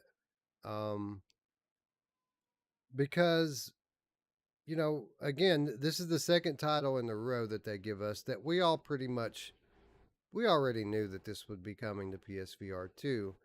And unlike the Saints and Sinners trailer that came before it, this trailer didn't really reveal anything new. This was just a really cool No Man's Sky trailer that was it was a great trailer, don't get me wrong. A great overview of what an amazing VR experience No Man's Sky is. But I got to be honest, I kind of felt this was a little out of place here. Like, we didn't really need this trailer or this to really take up any kind of real estate. Eric, were you as surprised as I was to see No Man's Sky as a part of this event? Yeah, to the fact where earlier I stated that it was 4. It was actually 5 titles, right? But I stated 4 because I didn't consider this one. It was weird. I thought it was really weird. I didn't know exactly what they were pointing to here at first. I mean, you could tell it was No Man's Sky, but it wasn't like I wasn't sure what they were trying to intend with this. Whether they were intending it was going to be like No Man's Sky 2, was it just No Man's Sky for PlayStation 5? Is it like another add-on DLC that they were doing with it? So it was just unclear all the way through what exactly it was, and exactly you just don't know. It just didn't. It didn't have the same hit as the other ones did. I mean, it's okay that it was there. I don't think it was a detriment to it being there. It got a lot for people that are completely batshit nuts over No Man's Sky, and there's a lot of people out there. I'm sure this was fantastic. Yeah. Oh AJ my god. flipped Yeah. his shit when he saw this. Yeah. For me, if it was just like, I mean, it was cool. I'm so happy, but you can do this on PlayStation VR 1 already. So, and it's not like it's a new game. It's just the same game on the PS5 engine now on the PSVR 2 headset, right? Is basically what it is. So, I'm sure it's going to look graphically stunning now, and you're going to get all the bells and whistles that'll come with the PSVR 2 headset. So, again, it's great. It's fantastic. I just, for me, I'm just not a huge No Man's Sky fan, and for no other reason than this is a time-sucking game that I just couldn't. There's no way I could give enough time to get into this game what it deserves. So I'm sure if I had, I'm sure I would probably be as excited for this game. So if you love No Man's Sky, this probably flipped your shit. Yeah, AJ was out of his mind with excitement with it. But again, the trailer in and of itself didn't really reveal anything new. This was all stuff that we kind of assumed that it would get a PS5 version that's something very similar to the PC version that we see today. But that's where the blog post comes in, and I'm not going to read the whole thing like I did with the last one, but I do want to read a passage from it here. It says, to experience No Man's Sky in PSVR was a minor miracle. Such was the technical challenge we faced, bringing an infinite, seamless universe into the futuristic headset. Several years later, the technology has taken another major leap forward, such that now we have the opportunity to immerse the player to a whole new level. The power of the PlayStation 5, coupled with the all-new PlayStation VR 2 hardware, including the new Sense controllers, combine to take that sense of immersion and believability up by several major notches. We will be talking more about specific features of No Man's Sky for PlayStation VR 2 in the coming months. Our journey continues. So, Ruuts, while they didn't quite get this across in that trailer, the PlayStation blog entry alluding to the team at Hello Games planning to fully make use of PlayStation VR 2's unique feature set. And that in and of itself, in a bubble, is something that we can get excited about. What did you think about this being here, first of all? And then what do you think about the prospects of having a unique PSVR 2 version of this game? I'm not as surprised that it's there at all as you guys are, and I'll tell you why. We've let off saying that they put the VR stuff first for the flat gamers. It's really for the flat to showcase things. And the release of this game, as good as it was, I mean, I guess it was okay in the PC. The PlayStation VR version was dog shit for a long time. I mean, we're talking 6 months recently, a year. I don't know exactly long because I've never really played it on there, but it was so shimmery and so like, that the flat gamers or the No Man's Sky people out there, they've probably written this game off. They probably don't know that it looks amazing now on the PlayStation 5 with upgraded stuff, even just the version that's out there. So I think it also is letting people know that, yeah, we're out there, and and I think that Hello Games is it doesn't surprise me on that level either, that they're going to use, that they're going to keep working on their baby, right, that they've been pouring into for so long, and it's now so amazing compared to how it started, and now they're even upgrading it even more. I just think it's super cool, and I think is also gearing it. It really wasn't for us. This is one specifically that wasn't for us because we didn't really learn anything new too much outside of what you just said. So I'll ask the question that we ask every time, right? Will this be the thing that finally gets us all to get back in and play No Man's Sky? Let me just tell you right now that this will not be the thing, because I've already seen the thing that's going to get me back in the No Man's Sky, and I'm getting back in there this week, friend. I'm playing the Leviathan update, which just hit No Man's Sky, which is very, very, very Returnal. And I love Returnal, and No Man's Sky was amazing enough anyway. So, yeah, I'm getting back into No Man's Sky now. We should cover it for Wednesday. Oh, that's awful soon. This is a lot of game. Maybe next Wednesday. Yeah, maybe next Wednesday. That would force me to get back into it. Or get into it. Guys, I've spent probably 45 minutes into this game, maybe an hour. All right, so I say maybe within the next 2 weeks, if you're all amenable to it, maybe we do like a real time review or a split stream or something in it after we get some real time in the game and get our feet wet. Yeah, I want to give this game some props, right? Yeah, for sure. It's about time, right?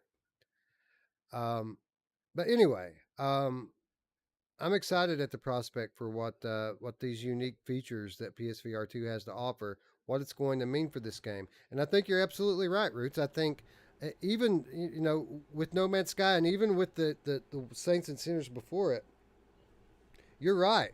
They had the traditional gamer's eyes. They had a captive audience that couldn't turn away. So maybe these people have been ignoring just how awesome these two titles have been in VR up until this point. And while they knew they had their attention, they wanted to say, oh, by the way, guys, these two awesome titles are about to get a whole lot better. You might want to get yourself a headset when the opportunity presents itself. Yeah. No Man's Sky is just so amazing. It's the scope of it, right? And now you're going to have everything else on top of it with the all the other bells and whistles. I mean, I don't think people realize this Tempest audio. Like, we're talking like, what is it, like quadruple the amount of, I mean, what is the exact amount of sources? It's like ridiculous. That's compared. A lot. It's a lot. It's going to be a big difference. You're going to hear little sounds, and they're going to be able to utilize those. Instead of hearing 10 sounds, you'll hear 30 sounds, or who knows what the hell they're going to be able to do. It's just super cool. HD haptic feedback in your hands. Haptic feedback in your face, son. I'm telling you. It's going to be something else. So, yeah, really, if you put it that way, I don't mind it so much being here. I would have preferred that the trailer that they put together be a little bit more specific in highlighting what it means for this game to be coming to PlayStation VR 2. Because the trailer itself was just a generic No Man's Sky trailer.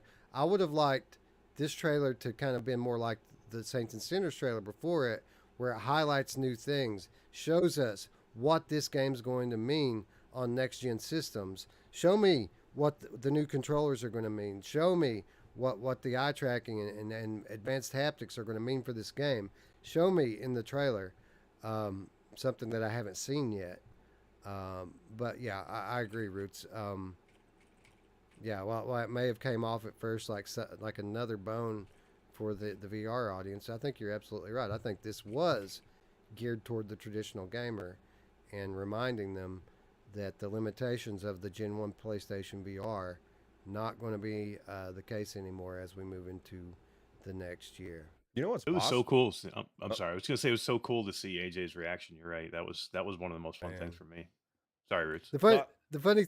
I'm sorry. Go ahead. I was just gonna say it's possible that Hello Games doesn't know exactly how they're going to utilize the hardware, just because of their history and they, you know. And this is kind of the thing. I don't even care. They're so reputable to me in what they do that I know it's gonna be amazing. And more than likely they do, but it's possible that you know, that they're still figuring that out. So. But yeah, you're right, Eric. AJ's reaction was priceless. But here's the thing: if you tune in on any given Saturday when he's playing this game on his PlayStation VR, that's what it's like to watch his live stream. He's always just like constantly, wow. I mean, he loves this game so much. He really loves it. And I'm so happy for him that he's finally going to get to experience the ultimate No Man's Sky experience when the new headset finally does come out. I'm glad we are going to try and do this now. For if we can commit to that, for doing it, checking it out in a couple of weeks, because I'll start messing with it this week, man. Yep. I'll get into it, and I'll get into it with that freaking Pimax, and I'll really put it to the test. And Yeah, I hope it sucks me in as good as much as it does him. You know who else likes to be sucked in? My mom! I already planned on it. I'm starting a whole new game so that I can pick up all of the gameplay, mechanics from scratch and play it properly. And yeah, I'm going to play this update, this Leviathan Expedition, which is supposedly awesome. Lots of people in the chat talking about how good it is. I haven't put enough time into No Man's Sky because it is such a time suck. But this looks like something that a little too tempting to pass up. This is a timed event. If I don't play it now, I won't be able to experience it. So I'm getting in. Yeah. Wild anyway, Hour the Game Cat said they just finished the first phase already. Oh, yeah? Already, man, it's awesome. The base builds some of the explorers have built are incredible. Shout out to the builder of Space Whale Lounge.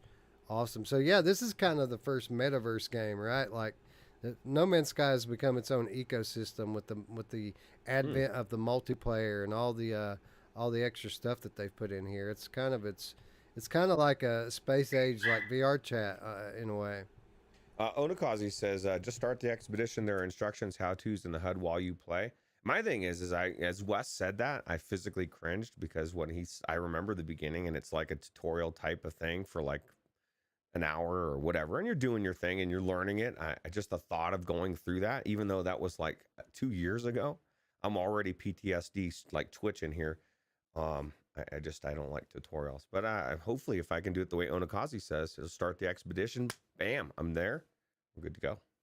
So Onakazi, are you saying that a complete layman who's never played No Man's Sky can just start the expedition and they won't need any of that training that the original campaign gives you? Because if that's the case, all right, that's what I'll do. Yeah, it says you start with the tutorials, which I'm fine if it's in an expedition, some other new thing.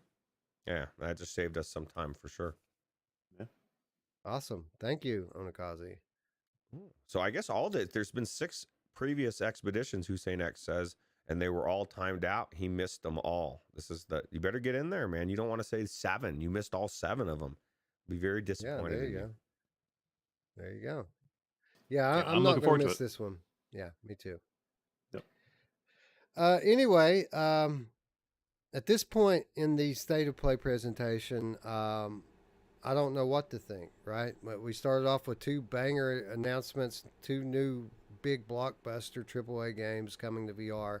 And then we followed it up with 2 games that we already knew about, 2 games that we already pretty much knew were coming to PlayStation VR 2. I didn't know what to think. I didn't know what direction it was going to take. I didn't know how I was going to feel by the time the thing, rolled credits. That's when the bomb dropped. There. Where are you taking me? I asked you a question. Everyone says Reyes is a good shot. Yeah, and he'll put arrows through both of us.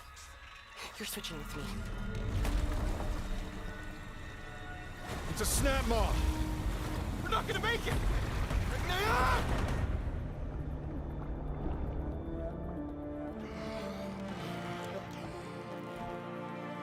Blameless Murad had me released from prison. But why? Redemption is still possible, Reyes. Climb the mountain. Find out why the machines are attacking.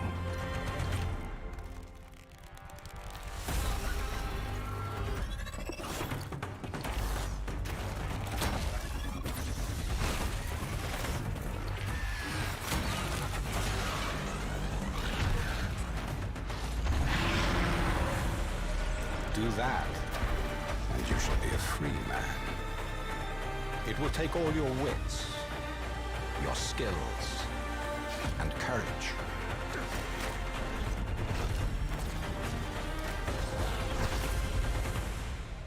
You have walked in the shadows, Reyes. Now it is time to climb into the light.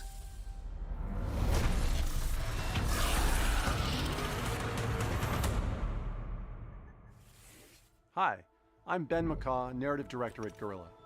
I hope you enjoyed your first look at Horizon Call of the Mountain, coming exclusively to PlayStation VR 2. We're also happy to announce that a big update to Horizon Forbidden West, including New Game Plus, will be available to download on PlayStation 4 and PlayStation 5 today.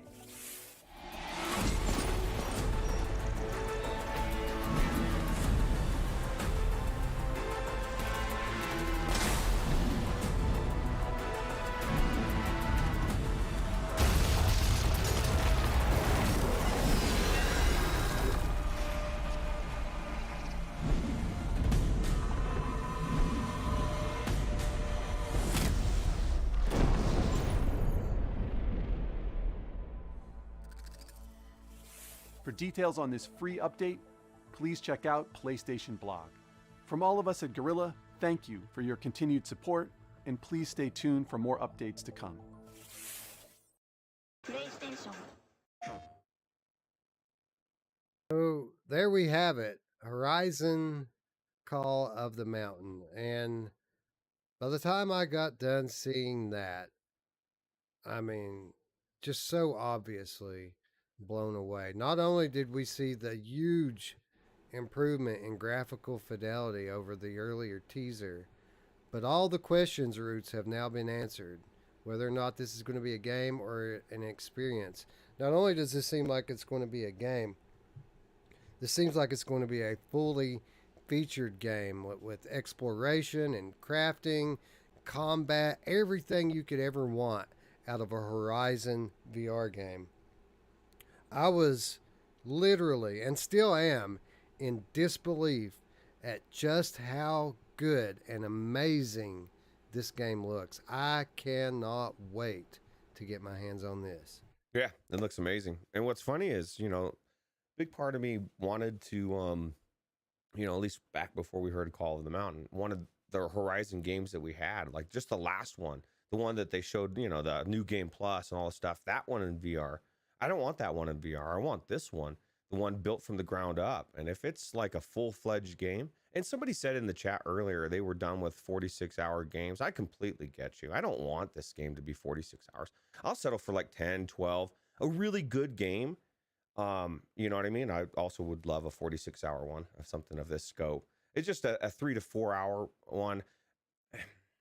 I guess everything you just said, I could deal with it. If I could say that Fracked is amazing at 2 hours, this is like on a next level, crack level, like the funding wise, how much money's funded in this. It's going to be amazing.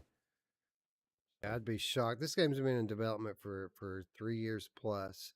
It's had, Firesprat Games working in conjunction with Guerrilla. I know London Studios most likely has had some hand in helping with this one as well.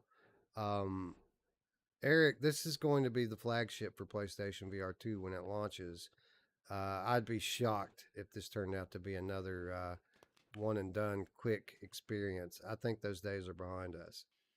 Yeah, I mean, there was a reason that this was the title that they showed at CES when they unveiled, when they unveiled the PlayStation 2 VR there. There was a reason they did this game. This is going to be you know, their main game. You know what I mean? This is going to be their showcase.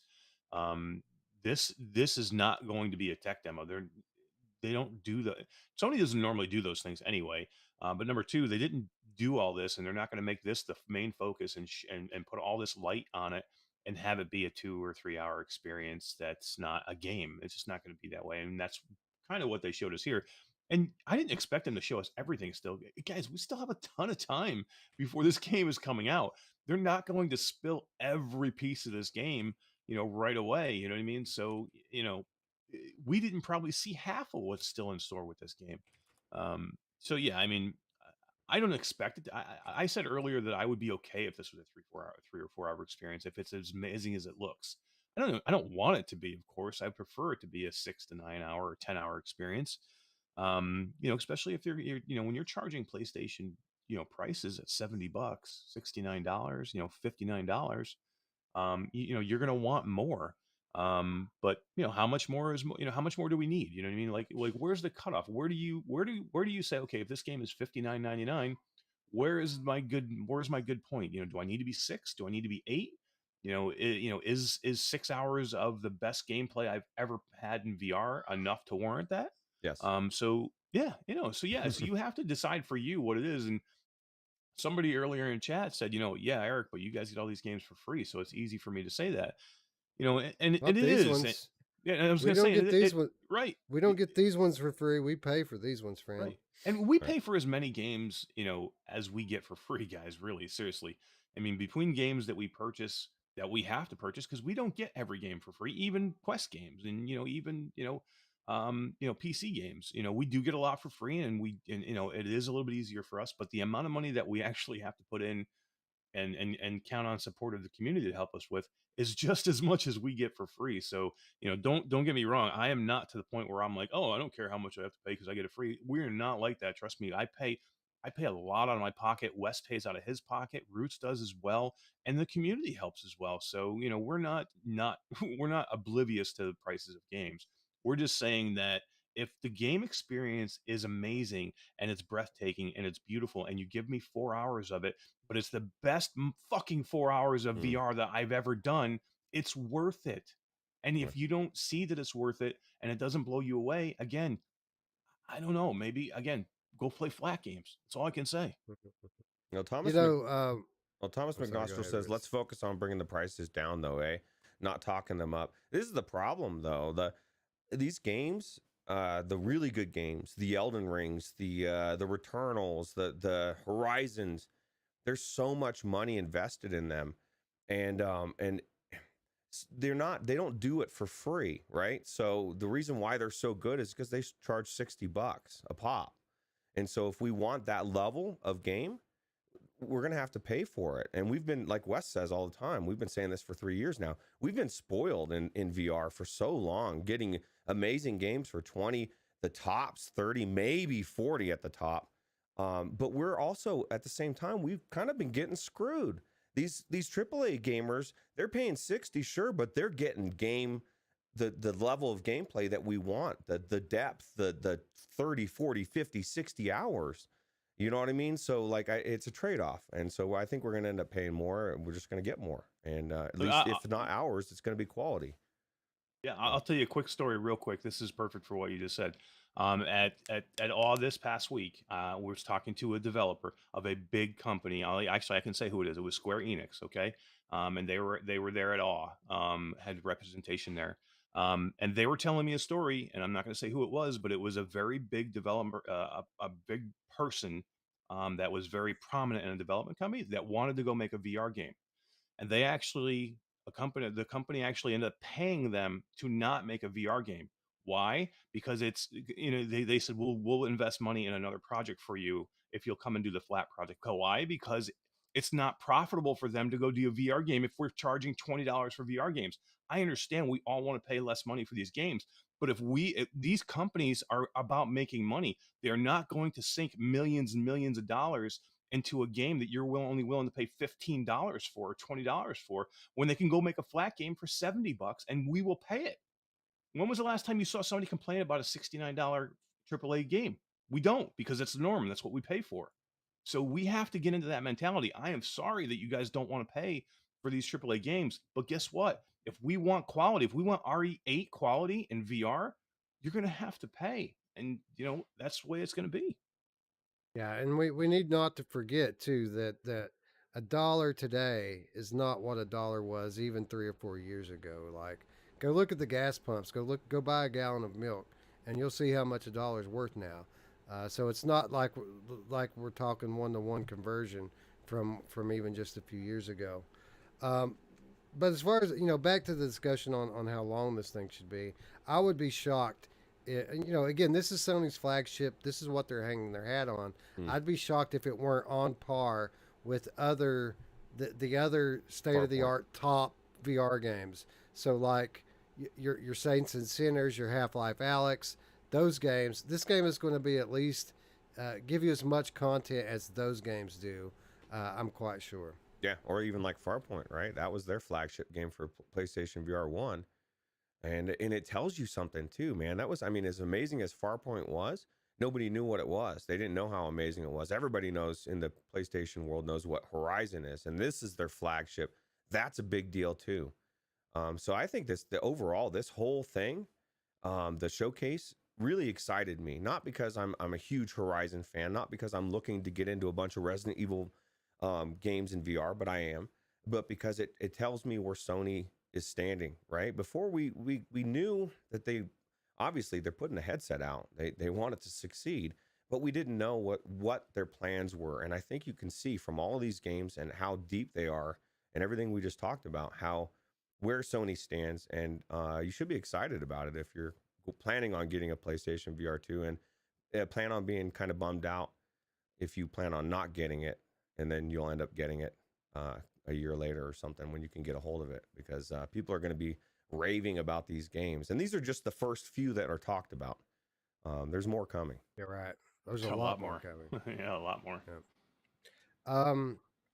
How comical was it, guys? After all the speculation about how this was going to be a rail shooter or an experience, that this new trailer kind of starts out the same way with you on that river going down that path. And you're thinking, well, maybe it is. Mm-hmm. And then all of a sudden the boat gets overturned and you're swimming, and it shows you with your VR hands swimming, and you get out of the water and you have a bow and arrow, and you're climbing and jumping. How perfect was it that it started that way and then they just flipped the boat on us? Yeah, absolutely. That was classic. They've heard people over the last how many months now saying, though, it's just an experience. It's going to be like, a demo of a raft floating down a river or whatever. So that they're playing into this.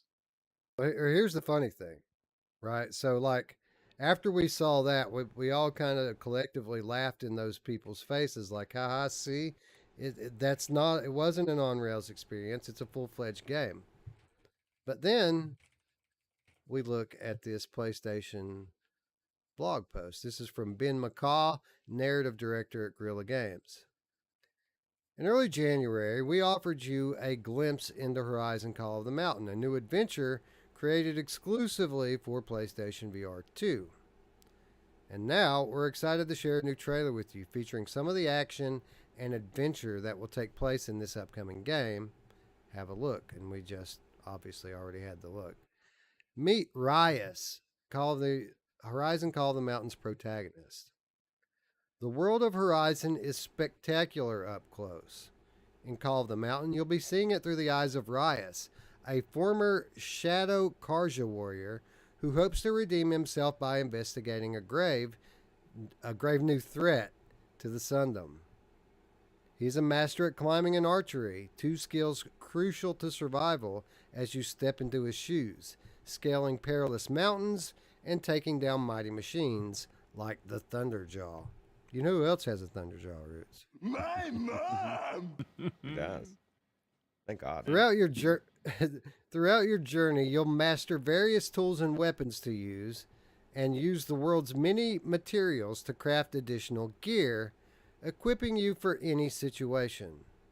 But you won't be going it alone. Along the way, you'll meet Horizon characters new and old, including Aloy herself. Alongside the game's main story, get this, alongside the game's main story, Call of the Mountain will also offer an exciting, immersive river ride experience. Take a seat and enjoy the gorgeous views of the world of Horizon. But look out, some uninvited machines may try to come aboard. The river ride is a perfect way for a player using the PSVR 2 headset to share the magic of PSVR 2 with your friends and family as they watch along on a connected display. Horizon Call of the Mountain has been proudly developed together with the talented team at Firesprite. You can read more about the game at PlayStation.com. We can't wait to welcome VR fans into the Horizon community. So, guys, they were right. That was an on-rails experience.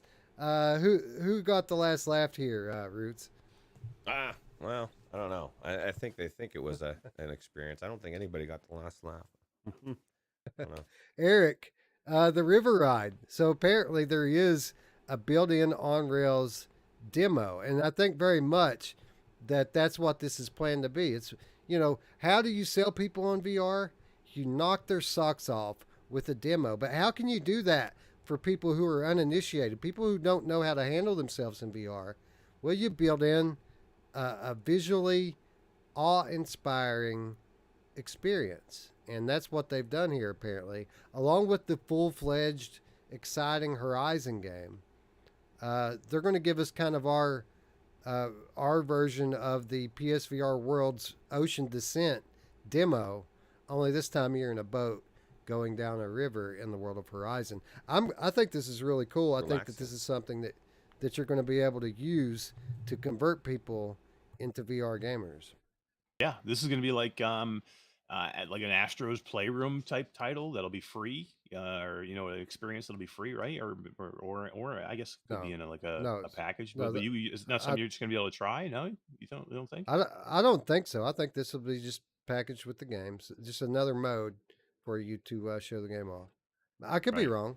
It would be cool if they did that, though, really. Because you know what the difference was? I mean, do you think that was the difference in the visuals? Because the visuals, although they were stunning of the original that we saw, it was a difference, right? There was a difference between what we saw in that little leak they had right before the state of play, and then even in the state of play itself, the visuals are definitely better. Now, I know it's been some time, but do you think the little on-rails experience or demo they have is just a lesser, that's, going to be a lesser produced model or mode?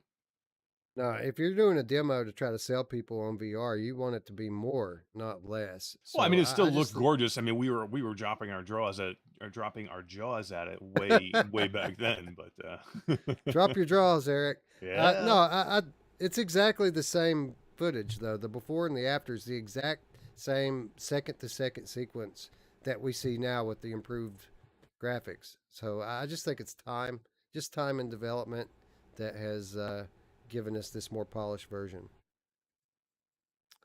Thomas McNostrill's been asking if we're just going to be covering PlayStation stuff. I don't think. Well, actually, does he mean for the stream, or does he mean like in general?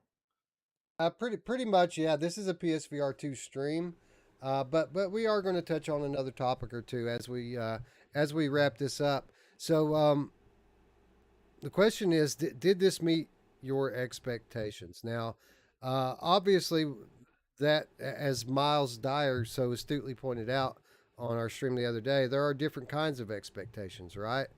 In terms of the amount of games announced and the amount of time that it took up about 8 minutes. That didn't really meet what I was expecting. New games revealed obviously did not meet those expectations. But in terms of the overall quality of the titles that they showed and the quality, of the gameplay and the footage, absolutely blown away, and that exceeded my expectations. Eric, how did this live up to your expectations? I mean, I was completely blown away. I absolutely love what they did here, the structure of it, how they did it, the pacing of it, what they showed first, second, third, fourth, fifth. I thought it was fantastic.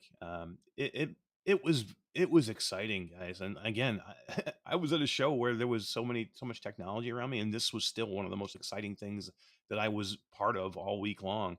And it just looked beautiful. It didn't disappoint me at all. I can see where some people who like different types of games might be like, well, what was here for me? Maybe could they have thrown in a different, maybe a platformer? I mean, if they're going to do Astrobot, would this been a spot to throw Astrobot in, to give it just a different type of game? Or I don't know, think about any number of different titles they could have put in here just to change it up a little bit. So Gran maybe that's the Turismo. yeah, exactly. Maybe that's the only thing, because here's what happens. For somebody like Radio Runt who says, I was disappointed because there's nothing for me in here, and I'm not going to go out and buy a system until I see what I can play on it. But if you threw Gran Turismo on there, like, he would have flipped, right? I mean, he's a big racing fan, or anything like that. I mean, just it was very much a lot of the same type of game. So I understand what people are saying there, but to me, you have to know that more is coming. I mean, we already know this bigger stuff is coming. This stuff that's already guaranteed coming that we know of. So, um, you know, I I think that was probably the only small criticism I could say, right? Roots, how did this state of play live up to your expectations? It was good. It lived up to my expectations all the way. I expected it to my expectations or hopes, I guess, really were that I was going to learn that Sony was doing exactly what we wanted them to do, right? Whatever title it was. One of the biggest ones, because everything that we knew outside of Horizon that we knew for like were speculations, right? So even solidifying, even though we knew, like Miles was saying, like we may have not known, found out new titles, which I would have loved to find out a new title. I think a racing title would have been a great one to slide in here somewhere. Yeah. I think that there's a lot more going on here than they're doing something different. They're trying to get. I'm glad that they're finally really focusing and trying to woo these flat gamers in. I'm already in. The game cats are already in. They're getting the system, right? There's no way. These flatties are the ones that we need to get in, and the way that they did it, that exceeded my expectations. I think they really did a good job of projecting to them why the flat people need to get into VR, and how this is going to be. I believe is going to be the best system out there for a while. Quest 3 is going to come out, Cambria is going to come out, and it may have some other options that are better or have things that this can't do. But the way Sony optimizes and works it all together, and how they've got so many different things, I don't think Quest 3 is going to be doing Tempest audio level audio. I don't think they're going to be having the haptics and the controllers. Like people get wrapped up in certain things, whether it be specs of the OLED or this or that, but these things that add immersion, Sony's I think is going to be head and shoulders above for at least a couple years. And hopefully I'm wrong, but I just don't see any of the other venues are doing anything like Sony's doing. Has anybody ever mentioned any other audio besides the normal 3D audio besides Sony? That's new. The load times, Right. all of it. And then the bottom line is even if you do have like Pimaxes and other hardware developers out there, pushing the boundaries of what's possible with hardware, it all means jack shit if you're not developing titles that take advantage of these features. And I think it's important to note that not only is PlayStation VR going to have all of this, cutting edge feature set, but they also have studios all around the world that are going to be developing software that highlight the platform strengths. And whether or not you were satisfied with the specific titles that got revealed this time around, I don't think anyone can deny that this is the most that Sony's ever kind of put VR on Front Street, put it out there, and kind of made the traditional gamers pay attention. And subsequently, this is probably the warmest reaction any kind of VR promotion from Sony has gotten from those traditional gamers. So I think the future is bright. And for those of you who didn't quite get what you wanted from this state of play, I would say stay tuned, friends, because it's not going to be long. This is kicking off the promotion for this. The promotion is going to go throughout the summer and throughout the rest of the year. And I don't think it's going to be very long at all before we hear more about what's next for PlayStation VR 2. Yep. And that leads perfectly into this week's reminders. We're going to start, as we usually do, with what's out this week. But before we talk about that, let's talk about what's happening this week as the Upload VR Showcase returns June 9th, 1 week to the day after the State of Play, Eric. Not only are we getting the Upload VR Showcase, which is going to highlight a lot of awesome things that kind of the indie studios are doing and the larger VR houses in the world, independent VR houses in the world are doing. But that day also marks Summer Game Fest from Jeff Keighley. So later on that day, we very well could get a new PSVR 2 game announced on that stage. I mean, I don't want to like say that I expect this or anything, but Jeff Keighley has been known to make announcements regarding Half-Life in the past. Wouldn't it be something, Eric, if a week from today we're talking about the reveal of Half-Life Alyx PSVR?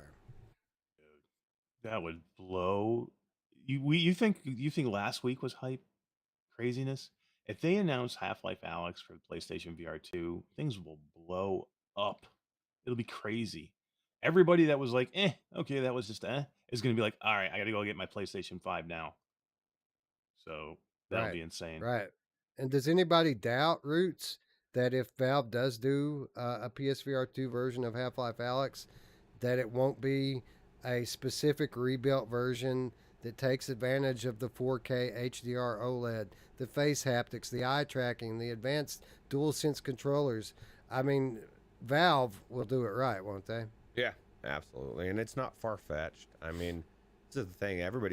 Valve wants to sell their game, and there's a lot of collaboration going back and forth between Sony and Steam. Returnal's now I guess not rumored. We know it's coming to PC to Steam at some point, right? So this could be exactly what they've been working behind the scenes, and it would be huge for VR. And it would be, there's so many people in general that felt left out of Half-Life Alyx, right? The PlayStation VR crowd specifically, but again, all of these flat gamers that maybe they've got PS5 or they did, they're thinking about getting this PSVR 2. I think this would be the tipping point. Absolutely. I think it's exciting. Yeah. So I would put it at 50-50 that during next week's Summer Game Fest that we get some kind of significant announcement or a new trailer or something to do with PlayStation VR 2. Sony, after all, is a sponsor of Jeff Keighley's Summer Games Fest. Now, with that said, there's a lot to look forward to in the Upload VR Summer Gaming Showcase as well, because, we know certain things are happening, even though Jamie Feltham has already come out and said that obviously there won't be any PSVR 2 exclusives there, that there will be multi-platform titles revealed that very well could end up on PSVR 2. What we do know, we know that Fast Travel Games is going to sponsor this event. And they have said publicly that we're going to learn during this event what's next from Fast Travel Games. That in and of itself is enough for me to tune in. But Eric, beyond that, we're going to get new footage from Hubris.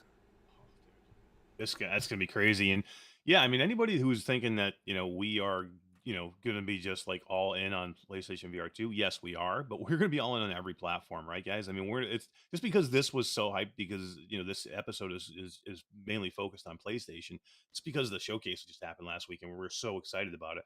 But we cover everything in VR, and I think I'm going to live stream this on Thursday just because I think it needs to be covered, and I'm going to, I'm going to be home now, so I'm going to live stream it, and you guys are welcome to come on and do it with me if you want to, if you guys are off or have time. So I think we should do it, and it's going to be exciting. And I think when you have somebody like Fast Travel who has now become a force in the VR industry, when you have them sponsoring a showcase, I think it's a big thing. I like to see that. And you never know what these showcases are going to do. Upload is, they're kind of hit and miss in these things, right, guys? Sometimes they're okay, and I've seen them be really bad. I'm hopeful for this one. But any VR showcase we should be covering, which we always do and we always will. And I'm just as excited for what we're going to see on the Quest coming forward, and possibly the Cambria. And I'm just as excited there as I am for the others. And we cover everything. And I just love VR in general, so I don't care the platform. We'll cover it all. Yeah, absolutely. Bluebell says, "I love Hubris." Absolutely, Bluebell. I agree. That demo that we played this last winter was about as impressive as anything I've done in VR. I mean, it really is something to look forward to. It is. That's going to be a longer game than we thought, too, guys. Remember, we originally thought they were going to make that into 3 games, but they were going to be little short experiences. And I had actually interviewed the developer when I was in, I think it was GDC, and they had a lot to say that these are going to be full blown experiences. They're creating a world, like a universe in this whole, and it is going to be 3 stories and maybe more depending on how well it does. But it's not going to be just little short experiences. These are going to be full blown games with full blown campaigns and protagonists and things like that. And it's going to have some meat to it. This is not going to be a tech demo. Yeah, absolutely right. They were very defensive in that. They want people to know that this isn't going to be one of those short episodic things like Ionia. Like Ionia. Thank you. This is chapter 1, but it's a full-fledged game. This is just game number 1 of a trilogy that they have planned. Shapeshifter the Amorphous Game Cat joining us. Hello, friend. Thank you for stopping by. Anyway, lots of cool things to look forward to in the future, but we do have a pretty banging release to look forward to on PCVR this week as well. This is Jake Higgins. I had an accident. I need help. Hello? Mia? Jake? Where are you? I'm safe. Trust me. Do you know your location? I'll find you somehow. I don't know. Just do whatever it takes to survive. You have to make it. For me.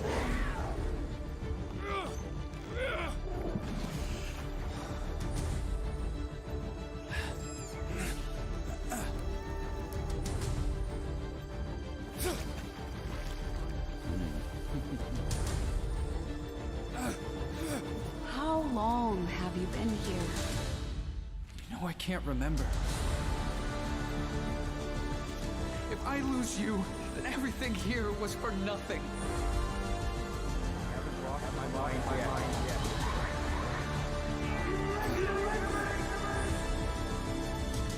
You can't save me. You can't even save yourself. I'm sorry. I just wanted to find you. Then come. I'm waiting for you.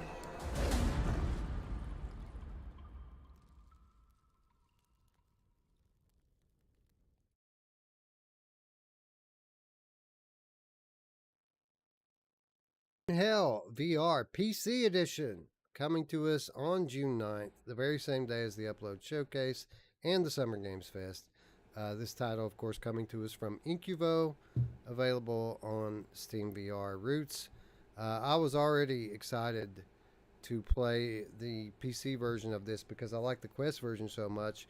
I was looking forward to that bump in graphical fidelity. What I didn't know until recently is that this is a completely different game, and while the Quest version was a abridged version of the original traditional Green Hell game, the PCVR version is a full-on PCVR port of the original flat game. A lot to be excited about here. That's possible? I thought that was tied. I thought the Quest 2 has to drag down. Oh, wait, the good devs, the ones that, the really good devs, they can make separate builds. That's amazing. That's super exciting because that was the big first thing I thought when I saw PCVR. This game was already amazing, but the graphics are going to be that much better, right? I can go in there and just like crank the super sample up and just really take in this world, which is amazing.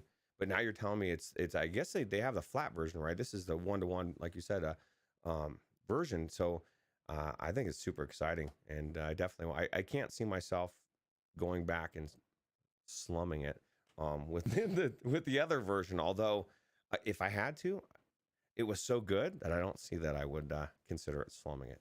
So. Eric, it'd be nice. I mean, having the Quest version, if you were to get, say, laid over at the Denver airport for 7 hours, right? Oh yeah, definitely. Man, I wish I didn't put it in my checked-in bag. And got to keep that shit on you. Excited, right? I'm glad I quit playing the Quest version now. Yeah, there's going to be a lot more in here. I mean, there pretty much, like I said, anything in the flat game. The one that's got me most excited is base building. You can base build now, which I think would be a cool thing. You could kind of set up a camp in the Quest 2 version, but you really couldn't kind of like make your own like defendable spot now, and you can do that now, which is really, really cool. And that's just one of the things that's going to be in here. It is going to be way more fledged out. I didn't think they didn't mention any kind of multiplayer in this yet, and it is not going to be available with the flat version. So if you own the flat version, you can't just it's not going to work in VR. You got to buy the VR version. Right. But I played this. I played this in Steam's Next Fest, man, and this is a beautiful game, man. As great as the Quest standalone version looks, this game in PCVR looks phenomenal. Can't wait.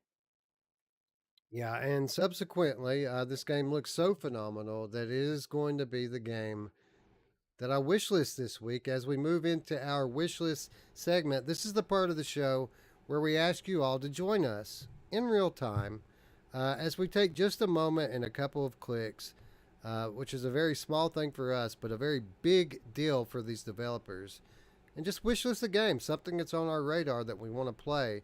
Again, it means the world to these developers as it makes their game much more visible on the various storefronts. And I'm going into Steam right now to wishlist Green Hell because I am very much looking forward to checking it out.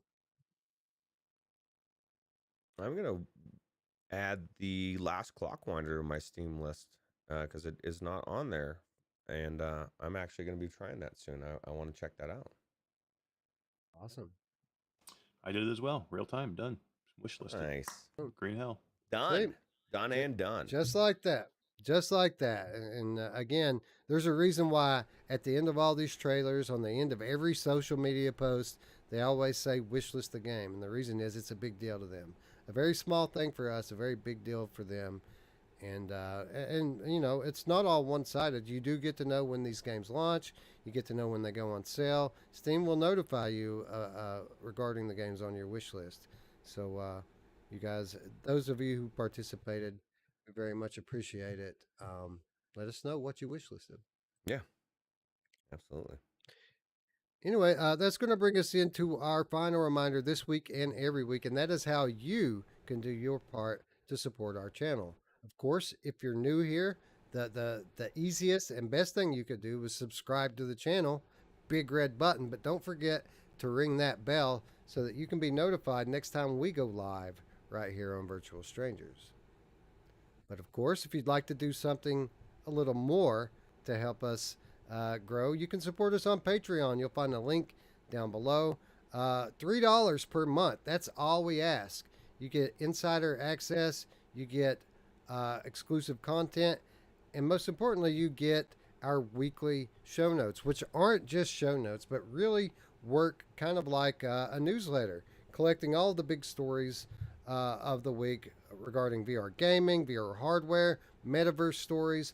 All of that stuff is in there, and I thought we would take this opportunity this week to show you guys what the show notes look like. We talk about them a lot. I don't think we've ever showed people, Ruuts, what the show notes actually look like, have we? No, and it's not, for some reason, doesn't look like it wants to come through right now. They are so detailed, guys. Let's I'll see. just say that when I first came on with Virtual Strangers, I kind of asked Wes if I could kind of mirror him and how he does his show notes for like 2 weeks in a row. I sat with him for the entire time in Discord to watch him do his show notes. So weird. And what I'm telling you, Wes is as detailed as anybody I have ever seen and how he does these notes. And it was daunting. And I almost quit because I was like, I'm never going to be able to do this, man.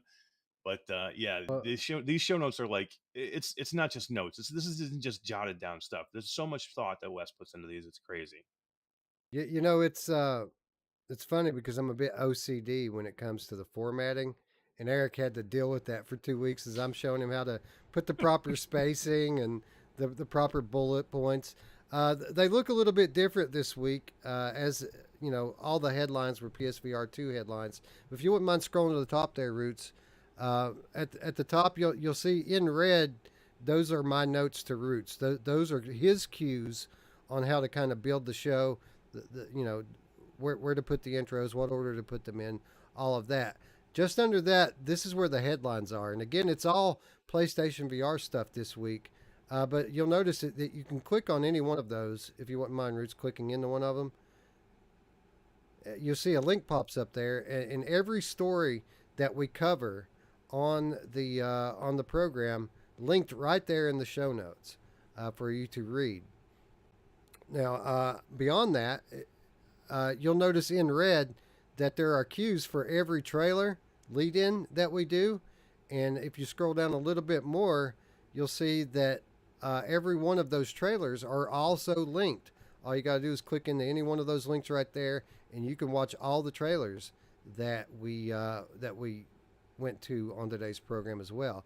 But what comes next is where the real value in the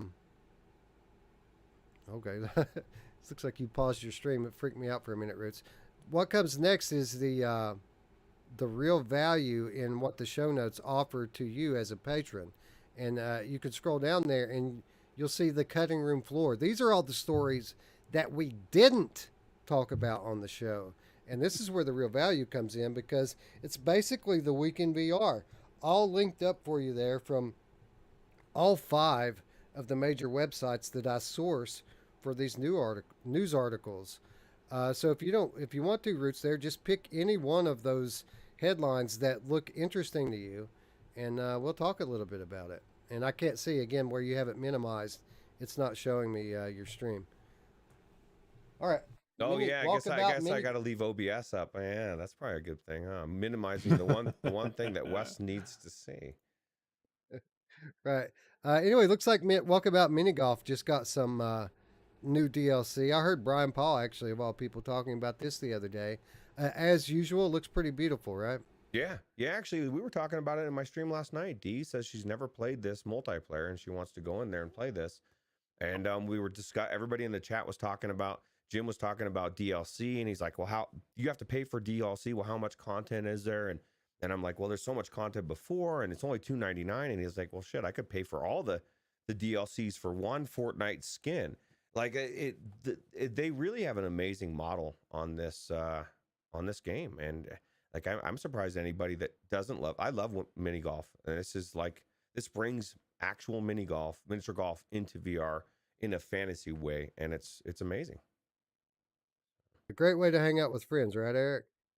Oh my God, yeah. I met well, we didn't meet, but we played our first game ever in Walkabout Mini Golf. We went in there and yeah, I was just kind of I'd been watching the show for a long time, Virtual Strangers, and I started watching Ruuts' streams, and before we started playing Pop 1 together, doing anything else, I just jumped in one night. He said, want to come and join me, and we just went in and played Walkabout Mini Golf, and we were in there with Void Citizen and Jim Hall and a couple other people and Radio Run, I think, and we just had an amazing time. And it just goes to show you just need one game to make a difference and change things and bring people into VR. You know what I mean? It's crazy.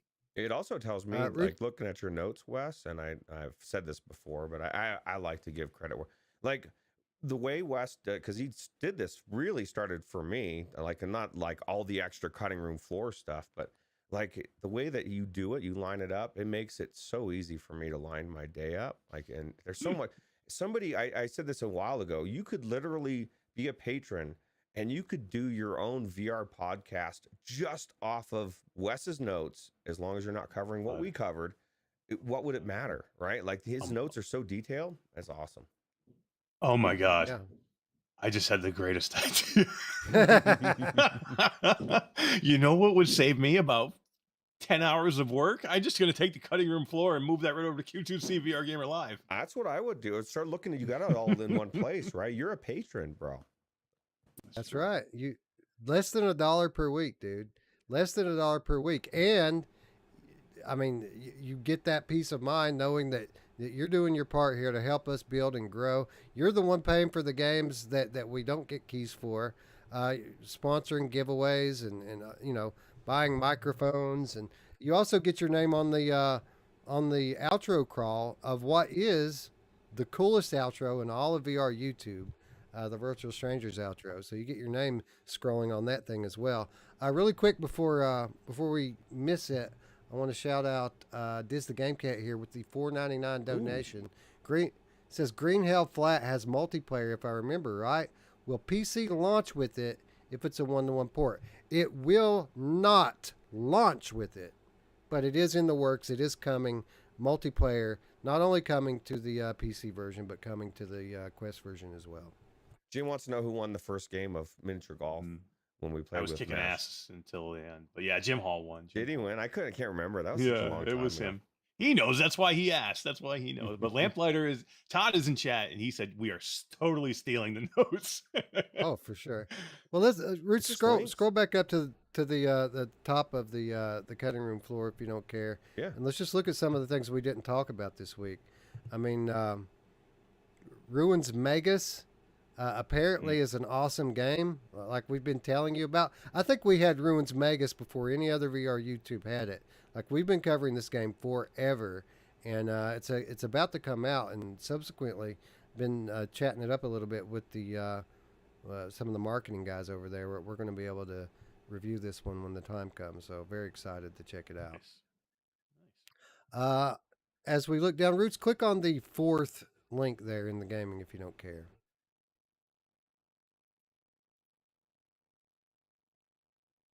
Valve to host Steam VR Fest in July.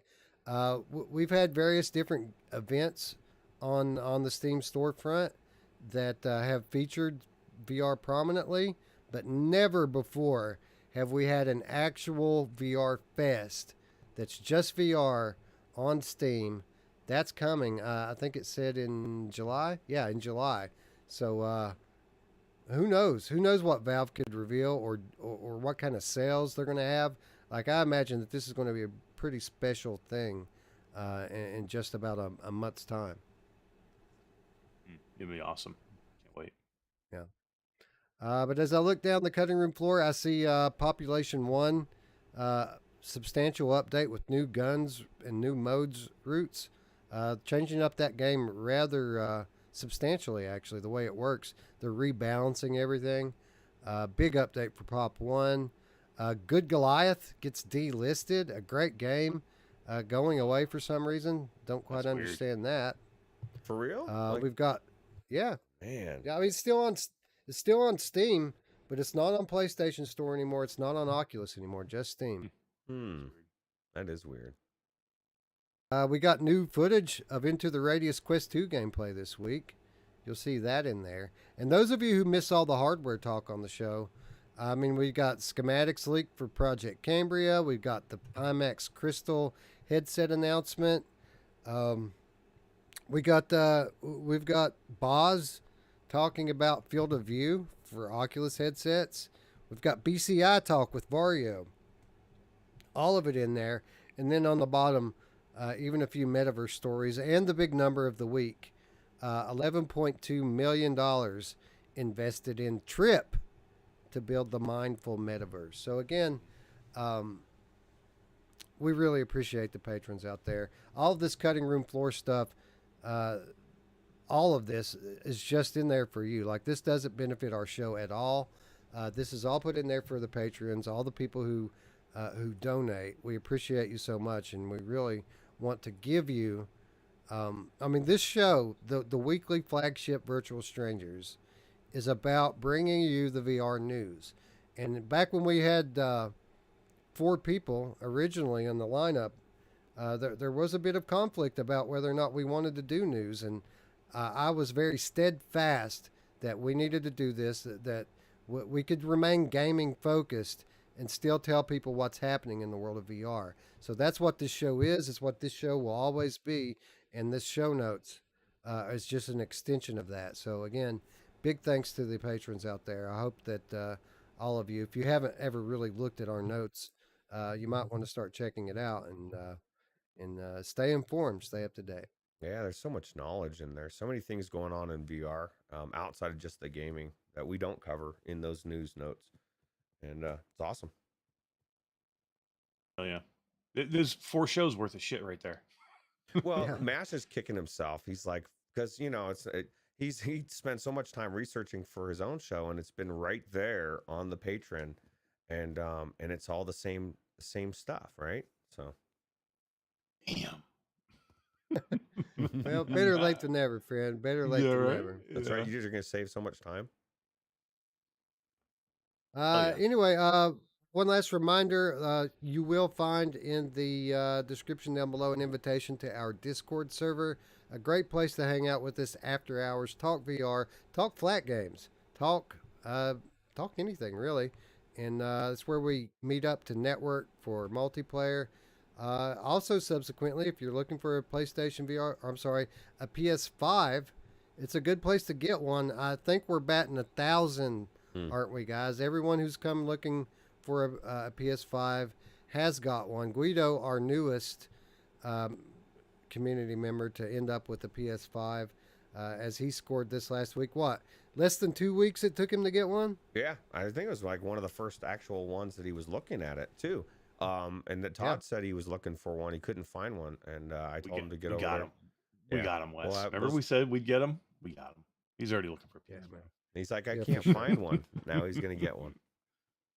Shout out to D-Rail. I mean, that is 100% D-Rail. Yeah, nobody else can take any credit for that. D-Rail is on the ball, watching for the all the hardware news, and all you got to do is ask D-Rail to tag you, and you'll stay in the loop. You'll know when this stuff is hitting the various storefronts, and you will get your very own. Whether it's a PS5 or a graphics card or whatever it is you're looking for, that guy's in the loop, and we appreciate you, man. Shout out to D-Rail. Yeah, he specifically messaged me and said, hey, do you mind starting a hardware leads channel so that I can help people get the PlayStation 5s and stuff? Like, right, you know, it's just so good. That's why our community is, you don't want to miss it.